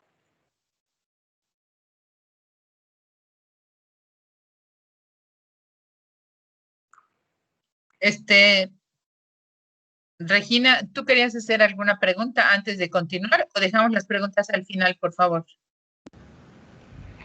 No, es que solo quería comentar que el grupo B tiene el taller de métodos ahorita a las 11. Ok, entonces nada más, si ustedes se salen, no hay ningún problema, se van a su taller de métodos y el resto de la presentación me hacen el favor de repasarla y el martes, por favor, leído osteomielitis y artritis piógena, por favor. Disculpe, doctora, el grupo A igual debe gracias, retirarse doctora. porque tenemos clase de introducción a la técnica quirúrgica. ¿Con quién tienen clase? Con la doctora Fanny Zamora. Fanny Zamora les va a dar introducción a la técnica quirúrgica. Sí, doctora. Ese a partir de este año, ¿verdad? De este semestre. Sí. Ahorita a las 11 tenemos clase con ella. Muy bien, Melissa, muy bien. Luego lo platicamos. Entonces, vamos a terminar con Andrea y el resto de la presentación la revisan ustedes, ¿de acuerdo? De acuerdo, doctora. Muchas gracias por su comprensión. No, al contrario, a ustedes. Muy bien. Entonces, vamos a seguir, Andreita.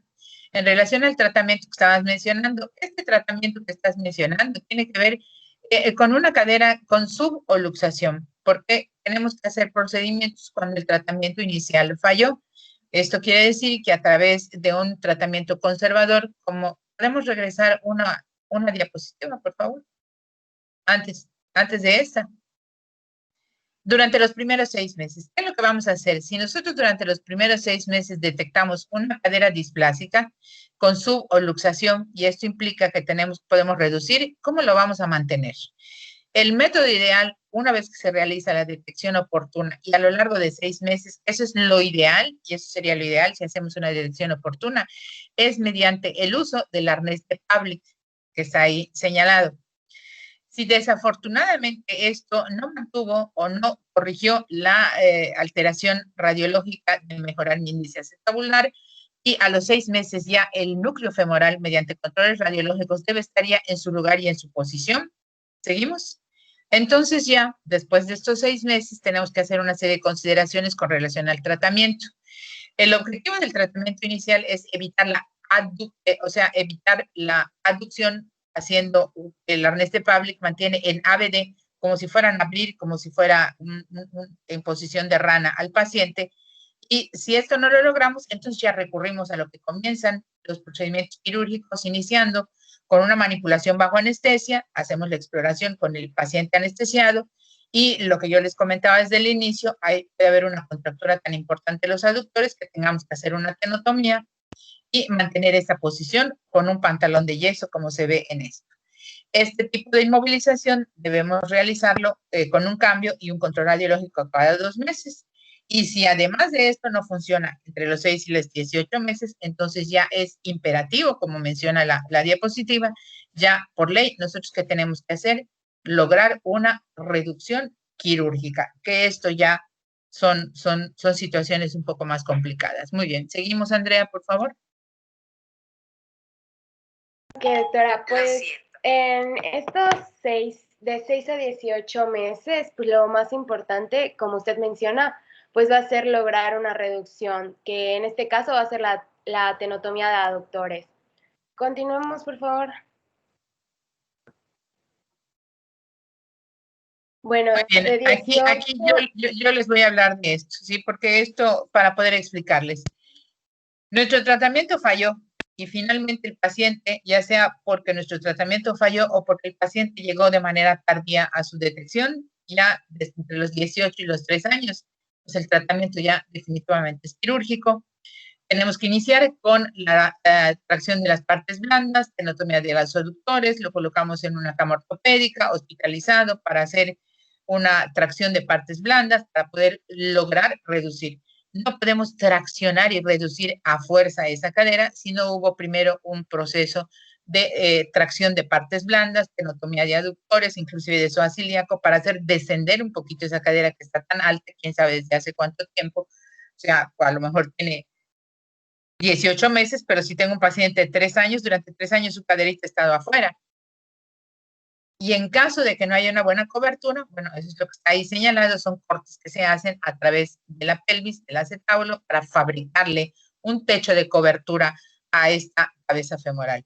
¿Cuáles son las complicaciones que a veces tenemos? Bueno, pues obviamente tenemos que cuidar mucho el trayecto del nervio femoroputáneo, el sangrado del paciente, el exceso en la tracción o el intentar reducir esa cadera luxada.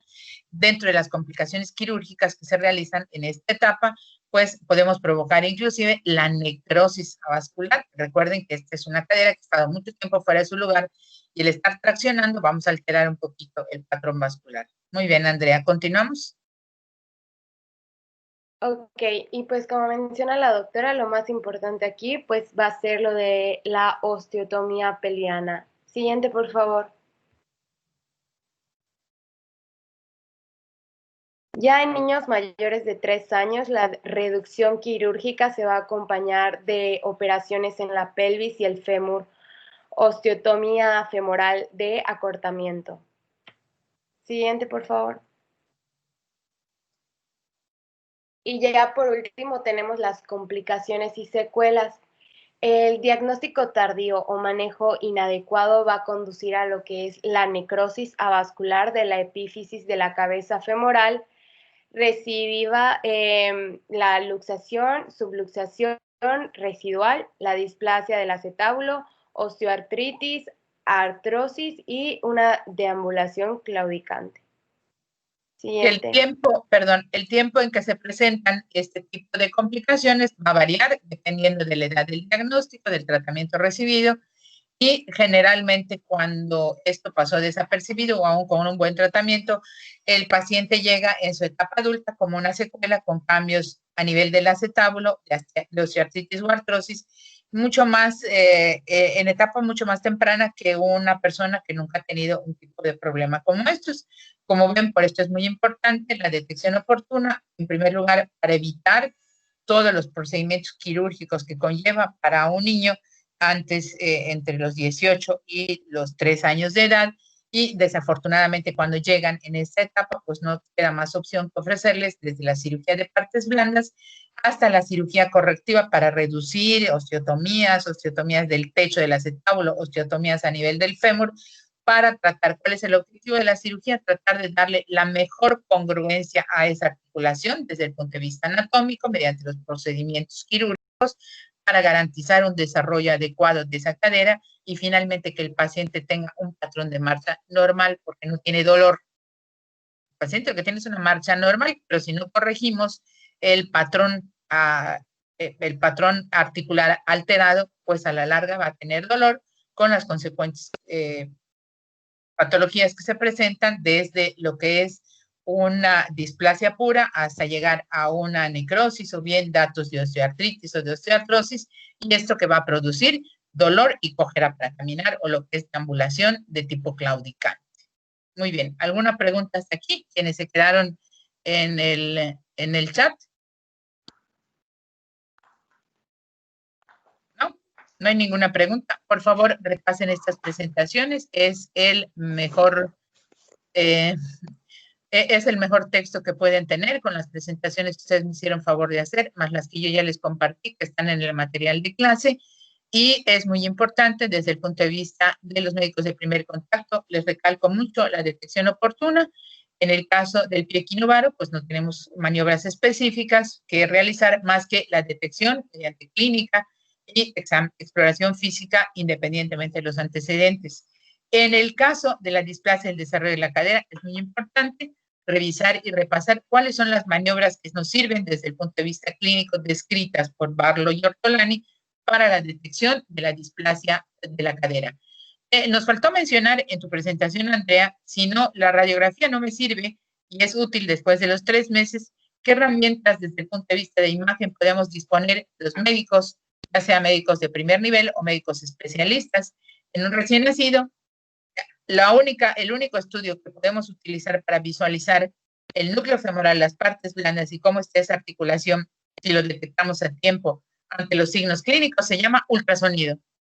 El ultrasonido nos va a dar la pauta.